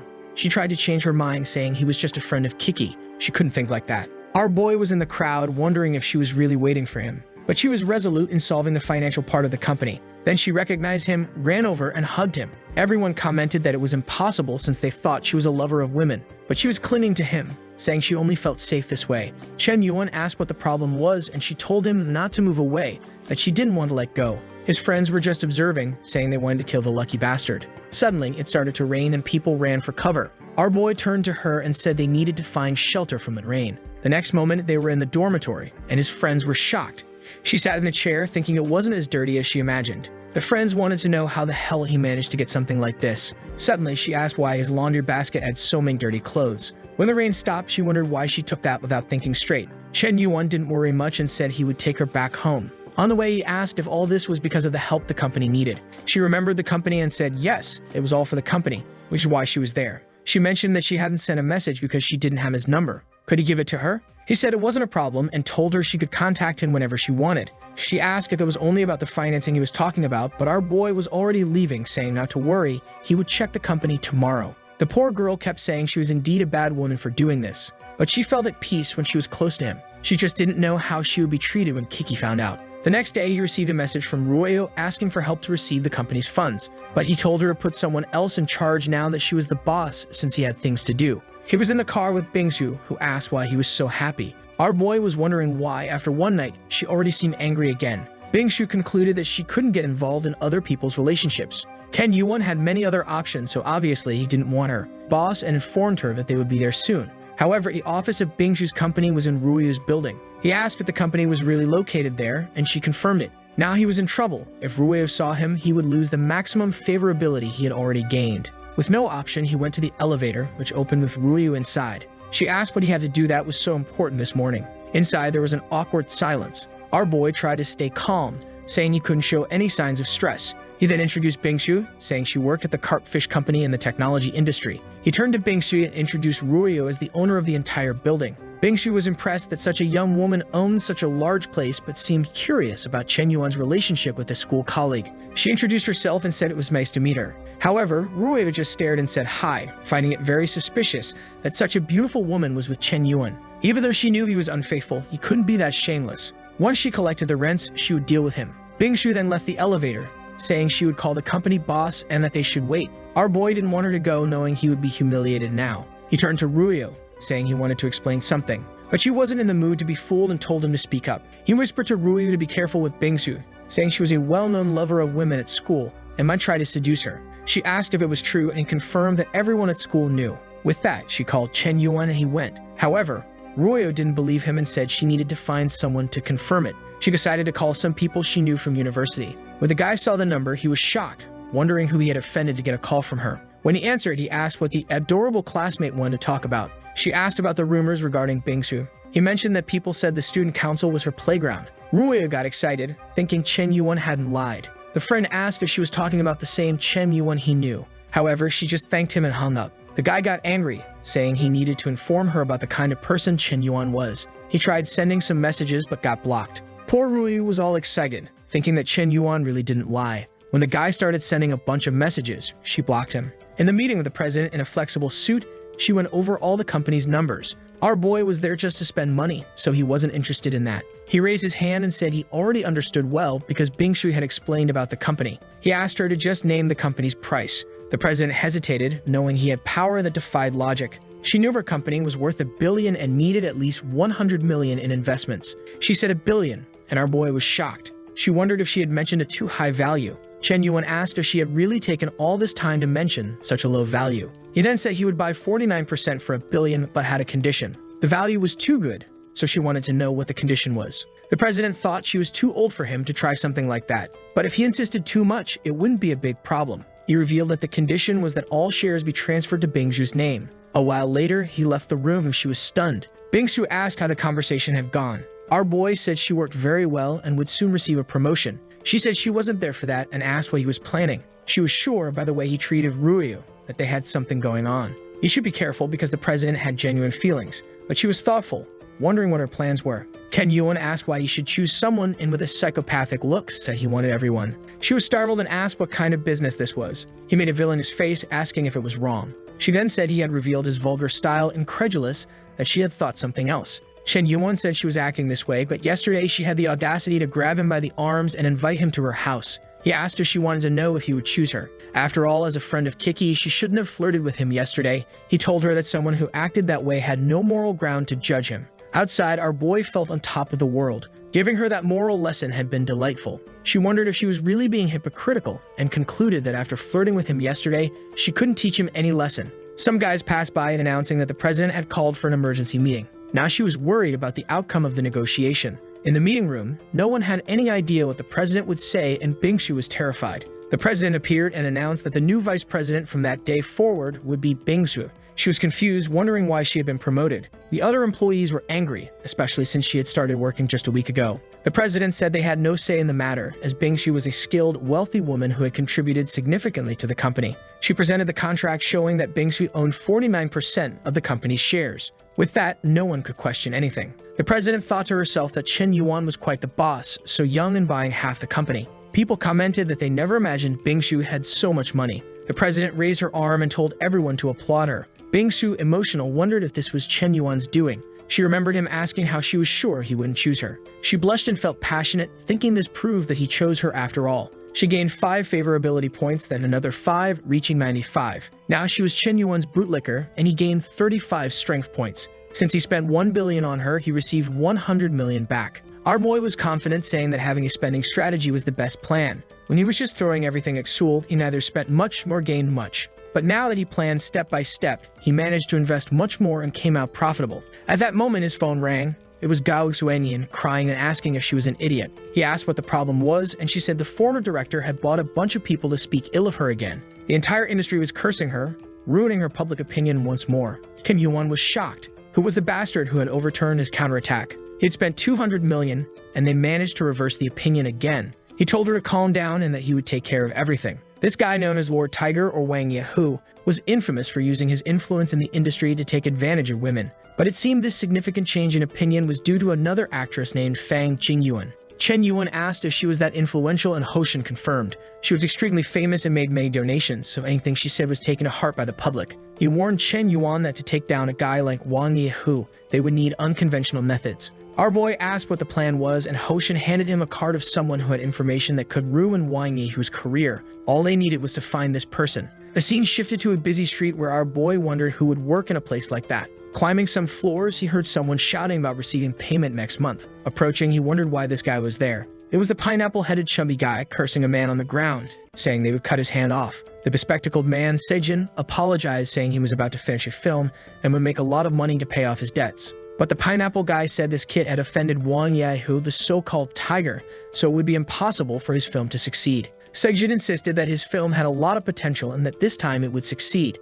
The chubby guy was about to strike him when someone ordered him to stop. He got punched in the face and fell to the ground again. The kid got up, asking who was brave enough to do that. Chen Yuan asked if he had forgotten him, and immediately the chubby guy started crying. Remembering his father's warning never to provoke this kid, he quickly apologized, saying he would leave if that was the case, and they ran away. Saijin, seeing the chubby guy get scared, was excited to meet this person. Chen Yuan turned to him and said he was there to ask a favor. Sijin adjusted his glasses and said he had something to say too. He fell to the ground, pleading to be adopted as a son because he needed help. After everything was explained, he asked if Chen Yuan really wanted to destroy the Tiger King. Chen Yuan replied that he had no plans to be anyone's sugar daddy, but yes, he wanted to destroy Wang Hu. Seijin thought that with Chen Yuan's potential, it might be possible. He then revealed that he did know something that could ruin Wang Hu. Our boy asked for the price. Seijin said the price was to be his sugar daddy and invest in his films. Chen Yuan was moved by the guy's determination to pursue an artistic career. He then revealed that he was starting a film agency with Gao Wanian and that Seijin could join. If he needed money, he could just ask. Seijin agreed, saying the deal was set, and now they were loyal comrades. He handed over a USB drive, saying it contained his secret weapon. Not only Wang Hu, but the entire entertainment industry would be shaken. Chen Yuan asked what kind of video it was, and Seijin said things would become crystal clear when he saw it. The video showed Wang Hu, the popular actress. Our boy said that with such information, they could really threaten both of them. Seijin warned that it would be terrifying, but Chen Yuan assured him that with his support, nothing would go wrong. Meanwhile, at Gao Zhanian's house, she was furious because people hadn't stopped cursing her for 3 days. At this rate, she was beginning to consider leaving the entertainment industry. She then received a call from Chen Yuan and wondered why he wanted to talk to her. When she answered, he asked if she was alone. She said yes, and he said he would come over then. She felt embarrassed, wondering why he wanted to know if she was alone to visit her. She was protecting her body, nose bleeding, thinking he had lost control. 10 minutes later, he was already at the door. She thought he was too desperate and anxious like any other man. But when she opened the door, there was a chubby guy next to him, and she wondered who he was. She told Chen Yuan that he was crazy for thinking something like that. He ignored her comments and introduced Yang Zijin as a great and talented director. Now she felt embarrassed, realizing he wasn't there for anything inappropriate but to help. A while later, her mind was blown when she saw the video. Chen Yuan said that with it, they would change public opinion. Zijin was talking about starting film production, and Chen Yuan was eager to get to 95 favorability points, having already spent 2 billion on her. The video of the interactions between the actress and the director was published online, and the press tore her apart. She was furious, wondering who had gotten that damn video. The police set up a plan and caught the director red-handed with another woman, leading to his arrest. As soon as he saw the handcuffs, he knew it was all over. Taking advantage of the shift in public opinion, Gao Wanian held a press conference with the company, announcing that in partnership with director Seijin, she would launch her own film company. They received 2 billion from investors to create a masterpiece. All the journalists were impressed by the amount, while our boy was just smiling. He felt like the boss behind the scenes, which wasn't a bad thing for him. However, the guy blocked by Rui wasn't going to leave Chen Yuan in peace. He called President Kiki, saying he had something to tell her about Chen Yuan. Soon after, she was angrily questioning him, even though her traitor's friend suggested she calm down a bit. Kiki said that all these accusations about him having so many women might not be true. However, Kiki also found it strange that lately he hadn't been speaking to her, and she was feeling a bit impatient. Mei may have understood that someone like him would attract many women, but he seemed like a man of absolute devotion. Then she saw Bingxi standing nearby, wondering whether to accept his proposal. When she saw the president, she wondered how she knew she'd be there. The president asked why Bingxu, a graduate, was there and why she hadn't informed her about her visit. Bingxi revealed that she was there to talk to Chen Yuan, but it was strictly business. However, Kiki knew very well that Bingxu used to hate him. So why did it seem like she was now willing to collaborate? A car stopped in front of the dormitory, and everyone wondered who had arrived in that Porsche. Ruiyu got out of the car and the drama was brewing. Even the girls competing for Chen Yuan were impressed by her. Ruiyu asked if anyone there knew a boy named Chen Yuan who lived in those dormitories. Kiki wondered what she wanted with Chen Yuan. Ruiyu noticed this and asked Kiki what her relationship with Chen Yuan was. The tension between them rose and Mengming tried to calm them down. Later, the 4 of them gathered in a restaurant. Ruiyu decided to break the ice, asking Kiki if she liked Chen Yuan. Kiki replied that Chen Yuan liked her too, so it didn't matter. Ruiyu told her to stop being delusional. Chen Yuan had been following her for 5 years and even got beaten up for her in high school, so obviously he liked her more. Mengming, who once wanted to steal Chen Yuan, now defended the president, saying that Chen Yuan had given her a mansion and an extremely expensive piano. Remembering the news about the piano, Ruiyu wondered if Chen Yuan was really involved with 2 women, but she got angry, saying she couldn't lose to these women. She revealed that Chen Yuan had bought an entire building for her, valued at 2.6 billion. This made the president think deeply. Was everything Chen Yuan had told her a lie? Bingxu then spoke up, saying she also received 1 billion in shares from Chen Yuan. The 4 of them were left speechless. Kiki said she would call them right now to sort this out, but she then mentioned that he never actually confirmed they were in a relationship. Whenever someone asked, he said they were close friends. Ruiyu said it was the same with her. Mengming said they needed to confirm if he was using this as a strategy to be with multiple women. Ruiyu stood up, saying she would resolve this now. However, Mengming said someone like him deserved 1,000 deaths. They needed to come up with a plan to bring him down. They discussed how Chen Yuan loved spending money to keep them around, so it was time for them to take revenge. Mengming proposed the perfect plan. Forced him to spend money until he went bankrupt. That way he wouldn't have a cent left to deceive another woman. The four of them were motivated, saying that Chen Yuan deserved a like on this video to help. If you remember, the last chapter ended just as the four girls gathered and came up with a plan. The idea was to spend all of Chen Yuan money so that he would no longer have any to spend on other women. Kiki felt a bit uneasy, saying that maybe this was too manipulative, but her friend insisted that he deserved it. She grabbed the phone from Kiki's hand and said she would send the message. At that moment, the message reached Chen Yuan, where she expressed her desire to start her own streaming platform. He was a bit curious, realizing that she was essentially asking for money. However, our boy knew the president and suspected that she was either being influenced or had a grand plan. He had just bought that failing platform, so he told her that their thoughts aligned and he would help.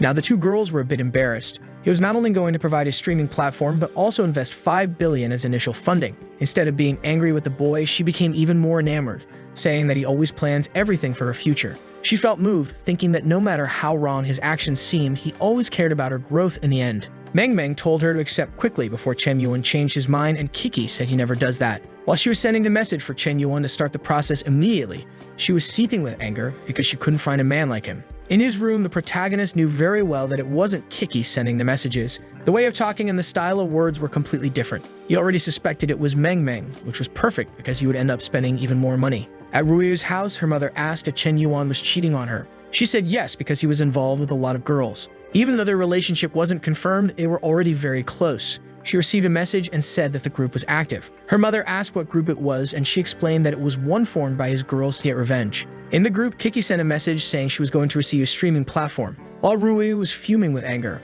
wanting to receive more than the others, her mother told her to listen. She thought her daughter was being deceived by these girls who claimed to want to work together. She explained that in the past, she and her father had a significant difference in family circumstances. She could understand that no matter how good their life was compared to Chen Yuan, they were poor. Someone like him attracts countless flies, so she had to prove her own strength. After all these girls were saying Chen Yuan was cruel, but none of them left him. This meant that each one of them was trying to monopolize Chen Yuan. Ruiyu got up excitedly, saying that must be it. Her mother warned that in such moments she had to advance with unwavering determination to secure the rest of her life. Motivated, Ruiyu declared that she wouldn't lose Chen Yuan to those other women. In his room, our boy received a message from Ruiyu. She apologized, saying she had been blaming him for everything, which confused him. They hadn't argued about anything, so why was she apologizing now? Combining this with what Kiki said, he knew something strange was going on. At that moment, Ruiyu received a call from Chen Yuan and she started trembling, asking her mother what to do. Her mother told her to accept it quickly and do her best. When Ruiyu answered, our boy said he had something to tell her. He mentioned that he had recently invested in a streaming platform and made a senior named Zhao Kiki the manager. Ruiyu got excited that he told her the truth. Her mother asked what he said, and she replied that he had told her everything the girls had put in the group. With this, her mother beamed, saying her daughter should realize that to him, she was the most important girl. Ruiyu got all creamy happy, thinking that Chen Yuan really wasn't as bad as she thought and that he liked her. She was now emotional, thinking she was reciprocating his love by teaming up with other women. She began to realize that she needed to learn to treat him well. Her mother asked why she was crying, and she said she knew she had messed up and wanted to fix things. She planned to give him a gift that would surprise him. Haha, what could this little present be? Tell us. Our boy was still clueless. The next day, a guy was already delivering the platform's papers for Kiki to sign. With that, she became the owner of the streaming platform called Big Cat. Seeing how much they owed, she understood why Chen Yuan sent $5 billion. However, she was a bit conflicted, thinking that no matter how much he considered her, he didn't have a good personality. But her mood changed instantly when she realized he transferred $2 billion without hesitation. So she felt she had to show gratitude. This girl is bipolar. At a car show, she wanted to buy a car for the boy and wondered which one he would like. She remembered he had a Ferrari and thought about getting him another one. But just then, she saw Ruiyu there. They noticed each other, and the president asked if she was there to buy a car. Ruiyu replied that her father's birthday was coming up and asked Kiki if she wasn't there to buy something for Chen Yuan. But obviously, she already disliked the president's presence. Trembling, she responded that she would never buy a car for that bastard and was there for her father as well. With that, they got excited, saying it was a huge coincidence until someone came and called both of them. It was Bingshu, and they asked why she was there. She said that her father's birthday was coming up and she was going to buy a car. With that, all three were sweating, saying it was an incredible coincidence. However, now Ruiyu was sure that this revenge plan against Chen Yuan was all a lie. The problem for her was that Zhao Kiki had $2 billion, and she didn't have that much money on hand. She would have to call in some foreign help. She called her mother and told her everything, who said not to worry. She immediately told the guy at home to transfer the money to Ruiyu. The guy explained that the funds were being saved for the younger boy's wedding. However, the mother sent to her leave immediately since the priority at the moment was keeping Chen Yuan with Ruiyu. With that, she received $60 million from the family. She was already emotional, realizing that now her family was valuing her. If that's the case, she would win against Zhao Kiki. Elsewhere at the fair, Hoshin was talking to our boy, saying he would take him to the VIP area, where there were a lot of expensive things that were not cars. Our boy was drooling, saying that this fair was amazing. However, that's when he wondered why the two were together. Ruoyu and Zhao Kiki were talking right in front of him. Even Bingshu came to bring water. At that moment, he wondered if they were forming some kind of alliance. Bingshu felt something and turned around, but there was only Hoshin, and she found it strange. Our boy had hidden behind him. He knew that things would go wrong one day or another, just didn't expect it to be so soon. And now he was sure they all knew what he was doing. The good part was that none of them had left him. However, he made an evil face, saying that they had favorability above 95, so it was a chance to change things. Acting very masculine, he told Hoshin that he was interested in the most expensive cars in that place. At that moment, he replied not to worry because they had brought everything he could want: a Pagani Zonda, a Lamborghini Arconian, and a Bugatti Veyron. Instantly, our boy said he wanted all three and asked for the price. Hoshin felt a bit embarrassed, asking why he wanted all of them. His plan was to use these three cars to test the strength of this supposed alliance. Hoshin felt uneasy, saying that selling all three was a bit difficult. Chen Yuan said that money was not a problem, but the guy explained that they had been reserved by someone else. Our boy asked by whom, and he said to take a look. The eldest son of the richest family, Mr. Lin, had reserved those two cars last year to give to his sister.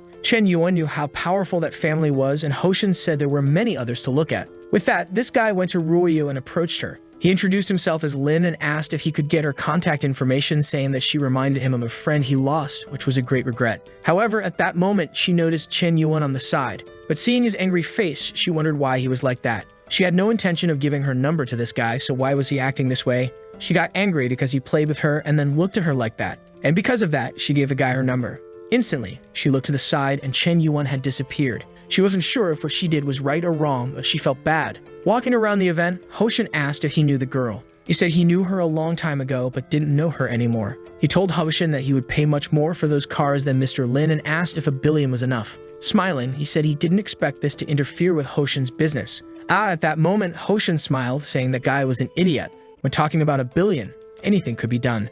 He was excited he would profit 800 million more than usual just because of the fight between the two, and that was perfect. He knew that Mr. Lin was important, but not more important than 800 million in his account. The card was swiped, and our boy was now confident. Hoshin asked if he wanted anything else, and our boy said he wanted to prepare something for the exhibition.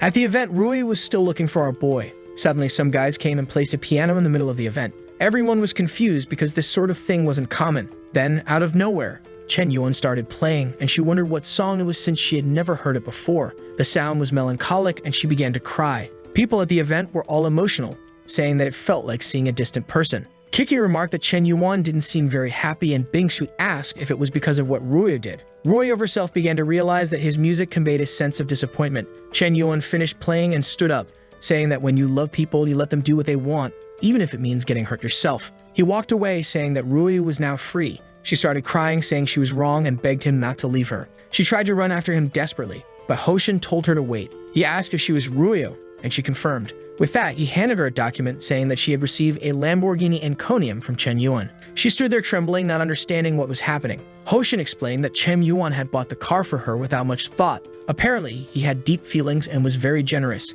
Now she was all distraught, crying, wondering what she had done. She had destroyed all his trust out of selfishness. Left abandoned at the event, the other two girls approached her, telling her not to cry. Then Hoshin arrived and also informed them that they both received multi-million-dollar cars. They stared at each other, thinking about our boy. Bingshi said it seemed Chen Yuan knew everything. Kiki confirmed, saying that even though he knew, he never questioned what they would do. In the end, he just tried to maintain the balance of their relationships, and despite being a jerk, he was still a jerk who cared about them. Emotionally, Kiki said he gave everything without expecting anything in return. Bingshi added that in the end, they could always rely on him. Ruoyu said she felt horrible for trying to deceive him just for money. With that, he gained another point of favorability with the 3 reaching 99. In a taxi on the way home, he was excited. That 1 billion had brought him to the brink of reaching 100 with all 3, and he was curious to know what would happen at the maximum score. At the university, Ruoyu apologized, but he said he wanted to be alone for a while. The boy wasn't stupid and knew that if he spoiled her too much, she would always cause trouble. While walking around, someone asked if it was really him. It was Shul, whom they hadn't seen in a long time. She looked very casual. Our boy thought she seemed a bit different today. She grabbed his arm and started pulling him, saying she wanted to show him something. He asked what it was, and she said it was a secret. He already suspected she probably wanted some branded bag. In the end, they're all the same, but he was curious to see what it was this time. In front of the apartment, he asked what she was planning, and she told him not to be impatient. She opened the place, revealing a bunch of portraits of Chen Yuan hanging on the walls. He felt a bit embarrassed and asked if she had done all that. She said yes, the place was too empty, so she made some portraits. He asked if that was the surprise, and she said no, it was just part of it. She told him that the house was the gift she would give him. He felt awkward, asking if she was really going to give him the entire house. She said yes. After the donation he made, her father stopped getting involved in gambling and managed to rebuild the family. Because of that, his business kept improving. With her father's change, she realized she also had to reflect on her actions. She says she used to be very materialistic and understood why our boy didn't like her. She announced that she would become a woman deserving of him and win him over again. Man, what a plot twist. Our boy was confused. What was this? As far as he knew, this girl was only interested in material things. He said the house was too extravagant, but she replied that he had already given her $5 million, and this house only cost $3.5 million. If he thought about it, she was still taking $15 million from him. The crafty girl had even done the math, and I believe she is the least in debt. She handed over the key, saying she knew it might not mean much to him, but it was the best way for her to repay him. Our boy became thoughtful, understanding why she hadn't been in contact recently. Of all the girls he has been helping, she is the one with the poorest family. Yet, until now, she has taken the least amount of money from him. Our boy smiled, saying that this kind of woman aligns with his intentions. With that, he accepted the gift and immediately received a call from his friend inviting him to dinner. Upon arriving, the boys were impressed that he brought the legendary shul. He apologized for being late and introduced her to everyone. The guys introduced themselves. The one with glasses was Lao Keo, the one in the white shirt was Lao Xiang, and the chubby one was Lao Hao. Chen Yuan also introduced Shul, but the guy said everyone already knew her, so there was no need. However, the one with glasses had a serious question and wanted to know the nature of their relationship. Both of them felt a bit awkward, and everyone stared at the guy, surprised by his boldness. Shul said she wasn't quite sure about their relationship. She was chasing after Chen Yuan, but he hadn't agreed yet. She was willing to give him a warm place to stay inside every night, known as a house, but she hadn't been very lucky. The friend said that even in the most fantastical story, they wouldn't have dared to think of such a plot. At that moment, a cup fell nearby. Bingshu was there, disguised, not wanting to be seen. She thought it was crazy that the woman had given Chen Yuan a house while she had never done anything. At this rate, his impression of her would only worsen, while this new girl would surpass everyone. She quickly went to the group chat to inform the others, telling them about a girl named Shul who gave Chen Yuan a house. She also mentioned the restaurant and Ruyu said she was heading there now. They finished eating and the group asked for the bill. However, Shul said she would pay for everything since it was the first time they were eating together. Chen Yuan thanked her for the kindness but informed her that he had already paid. She thanked him and said she had to return to work at the internet cafe and would see him later. Chen Yuan started to like her, saying that she was surprising but not annoying. Meanwhile, Bingshui thought this girl was a master of subtle tactics. Clearly, she was at least an S-rank opponent. The friends approached Chen Yuan and asked when he developed this legendary charm. Our boy explained that he could teach, but the person had to want to learn. The friend said he was joking but warned that he thought Shul was a different kind of woman. However, after meeting her, he just hoped his friend wouldn't hurt her. Chen Yuan said not to worry because he was the type to always give his all in love. As they were leaving, they saw a guy named Liang. He passed by Chen Yuan getting excited. It was him who had been passing information about our boy to the girls, and it seemed he still didn't know.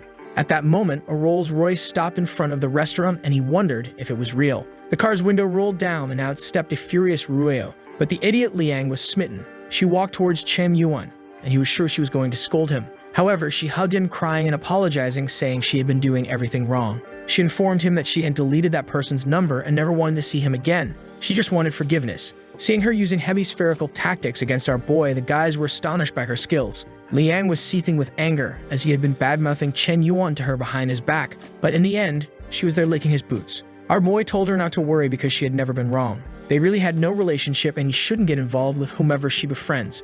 She said she didn't want him to think things were like that and that she had chosen this gift for him. Besides the cars he bought, this Rolls-Royce was the most expensive at the event and she hoped he would accept it. Man, it's daytime, but this girl was shooting high beams on our boy. Liang was fuming while Chen Yuan realized that she had been learning. But he turned to her and said it was a shame he no longer believed in love. He would accept the car just so she wouldn't be embarrassed and invited Bingsu for a ride. Bingshi said it wasn't right to invite her to ride in a car that was Ruyu's gift. Chen Yuan replied that a gift, once received, was now his and told her to get in. She agreed, saying it was fine, but that he didn't mean to be so insistent. With that, our boy sped off, leaving Ruyu in the dust. Liang told her to wake up to reality because Chen Yuan was just playing with her. However, she responded that Chen Yuan had already sacrificed a lot for her. The guy kept insisting, saying it was all for her father's sake, but she told him to stop talking to her as if she wanted Chen Yuan to play with her, she would let him. She was sure Chen Yuan was deliberately trying to irritate her, but this only proved that in the end he still hadn't forgotten their relationship. In the car, Bingshui asked why he was treating Ruoyu that way. He replied that she hadn't become what he expected, and in the end, he was disappointed. Apparently, it was his mistake, not hers. Bingshui said he seemed to care and questioned if she was his first love. Chen Yuan laughed, saying that for an ugly guy like him, there was no such thing as a first love. She laughed and he felt a bit embarrassed. With that, she said she got a question and wanted a sincere answer. He said he was all ears, and she asked why he handed over 1 billion in koi fish shares. Chen Yuan asked if she wanted the truth or lies. She told him to be sincere, and he said he had no feelings for her and only did it as a favor. She said that didn't make sense and asked what he gained from it. He said there was something he wanted her to do. She seemed confused and he sped up the car. He then said he received a system with 90 trillion but could only use to impress girls. She told him to stop reading Manhwa and tell the truth. He then said he spent money because she was beautiful and he wanted to take her to bed. She felt a bit embarrassed but thought that if it was Chen Yuan, she wouldn't mind. Our boy was confused. This woman had changed a lot. Apparently, she had some sort of personality issue. Chen Yuan dropped her off at home and left. She stood there thinking that she had never had any physical action, but it was strange. If he really wanted to throw some punches on the lawn, she was sure he would have done so already. If that was the case, she knew his intentions were not that simple. Then she received a call from Ruoyu and asked what it was about. Ruoyu asked what Chen Yuan had said about her and if he had revealed anything. Bingshui said she asked about it, but he seemed reluctant, so she didn't insist. However, the strange thing was that when she asked why she received 1 billion in shares, he said it was to take her to bed, but she didn't believe it. After all, it wasn't worth that much. The girl put herself on discount. Ruoyu said he had said something similar to her too, but clearly his gains weren't proportional to his efforts. She started imagining that he had some sort of mega plan. The first thing he did was become famous on the streaming platform as Mr. Yuan. Then he started investing in the Xiao family and later in the Koi company. Both her father's company and Shul's father's company and even her own company were doing well. Bingshui agreed, saying that with the money he gave, they developed AI applications and were making a lot more profit. Ruoyu said he had this playboy image, but it was to disguise his business intentions. In the end, he was an extremely strategic and mysterious man, difficult to understand. Maybe Chen Yuan's plan was to rule the world. At that moment, she received a message from Kiki asking if she could rent one of the floors to set up the streaming platform there. With that, Ruoyu became thoughtful. Was Chen Yuan once again creating a big company? When she arrived at Kiki's mansion, Meng Meng was all excited, saying they just needed to start recruiting people. Kiki agreed and said Meng Meng would be the first to be recruited as an executive planner. The only problem was they needed some girls to do the lives. Meng Meng told Kiki to look at the people she knew since she also streamed for a while. Kiki said she knew someone who was the head of a company but was dismissed for offending someone. In a cafe in another part of the city, someone threw a glass of water at a guy. He said she wasn't the same as before and he was tired of her attitude. Of course, it was Shen Shui, the girl from Shark Live. She screamed at the guy, saying he had been living off her money and now wanted to leave. He said he wanted to break up because he was still very young and what she could offer he could find in any other girl. And then he left saying goodbye to the lady and mentioning that he had already paid the bill. The people in the restaurant started gossiping, saying she was an old cow wanting to eat fresh grass. Shen Shui was fuming with anger, saying that all men were the same, but even if it took 60 years, she would make that guy pay the price. At that moment, she received a call from Kiki and wondered why this girl was calling. She was invited to partner in a new business. Meanwhile, Chen Yuan was sleeping in his room. He heard someone at the door and wondered if a thief was entering. He grabbed a vase and got ready to strike. Someone entered carrying a jug, and as he went to hit them, he saw it was Shul and stopped. He asked what she was doing there, saying she didn't even say hi. She apologized, saying she didn't expect him to move in so quickly. But outside, she was crying thick tears, saying his body was incredible and even had defined abs. Boldly, he said that she saw him shirtless, but he hadn't seen anything yet. She opened the door and said if he really wanted, he just had to ask. Our boy said she was stalling too much, thinking she wouldn't have the courage, but she moved her hand to her shirt, telling him to get ready. Our boy told her to hold on, joking that it wasn't that serious. She stuck out her tongue, saying you never know what the fire they were playing with. She mentioned bringing breakfast and placed the items on the table. Our boy hugged her, saying if she didn't know he was living there, why did she bring breakfast? Close to her neck, he said she wasn't being honest. She told him to stop focusing on the details, thinking that she had prepared everything perfectly. He saw she had prepared some buns and said they looked delicious. She explained that she not only knew how to make dumplings, but could make them for him every day. He got excited, saying having a good breakfast every day would be perfect. He sat down, asking if she wanted to become his personal assistant and even get a salary. She told him to stop being so formal, as she would do it for free every day. Our boy was starting to get moved.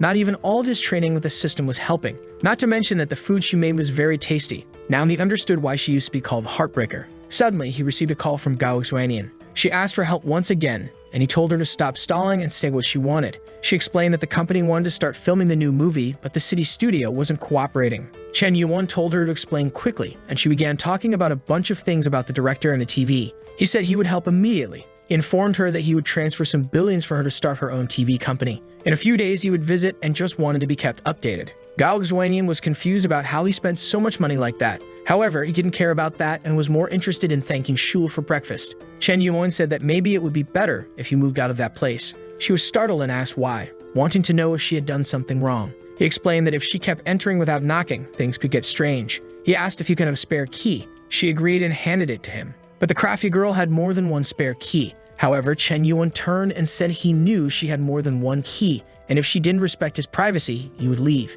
He said goodbye, saying he knew she understood people's feelings. He left thinking that this time he would keep things more controlled. Outside, the friend from before said that he finally arrived. However, Du Xiaoyu came up beside him, looking angry because she wanted to discuss personal matters with Wen Ji. The girl was all excited, sure that it was worth putting on good makeup today. They should go eat at an incredible place. But when they arrived, it was just a corner shop. Wenzi thanked him, saying he preferred such places, and Chen Yuan agreed, saying it was more comfortable. He said the same to Xiaoyu, who said she was very grateful for that. She began to wonder if this Chen Yuan was a poor guy pretending to be rich. When they were sitting in the restaurant, a TV company was about to make an announcement. It was Gao Xuanian on TV, saying she had something to share with the public. He thought she couldn't resist the chance to be on TV for an announcement. However, she revealed that a guy named Chen Yuan had invested in the TV company they were going to create. Wenzi asked if by any chance she was talking about him, while Xiao Wei now was sure this guy was much richer than she had expected. Chen Yuan was fuming with anger because he didn't want anyone to know what he had been doing. Wenzi asked for Gao Xuanian's autograph, and Chen Yuan said he would get it for him one day.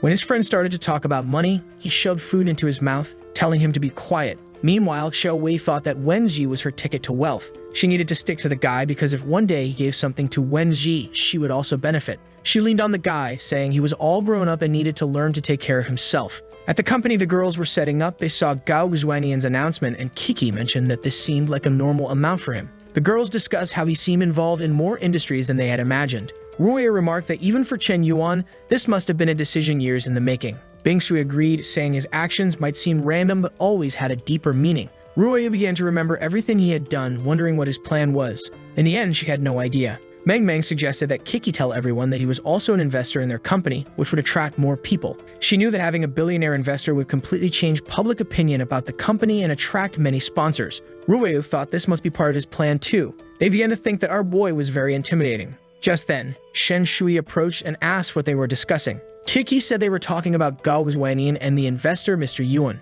Embarrassed, Shui asked who this Mr. Yuan was. Meng Meng explained that it was Chen Yuan, known by everyone there, and he was also an investor in their company. Now, poor Shui was trembling, asking if she could resign from her position. Kiki told her to think carefully because they needed her help in the company. However, Shui explained it was because of Mr. Yuan, revealing that her company had gone bankrupt because she once offended Mr. Yuan, and if he found out she was here, it could disrupt their plans. Kiki was thoughtful, recalling how friendly Chen Yuan seemed, thinking it was unlikely. She said she would talk to him and that Shui didn't need to worry. Meanwhile, at the restaurant, Wenji and the girl were leaving. He received a call from the president and asked what she wanted. He assumed she would ask about the billions he invested in the actress. However, the president inquired about Shui and whether he had a part in her company's downfall. Playing dumb, he was reminded that she was the woman who had a streaming company that he helped to bankrupt. He said he remembered and explained that the lady was very arrogant, and he had to teach her a lesson. She was using his name to deceive others. Kiki said the woman had learned her lesson and asked if he would accept her apology. The boy said it was fine, thinking if she genuinely wanted to apologize, he wouldn't be cruel to her.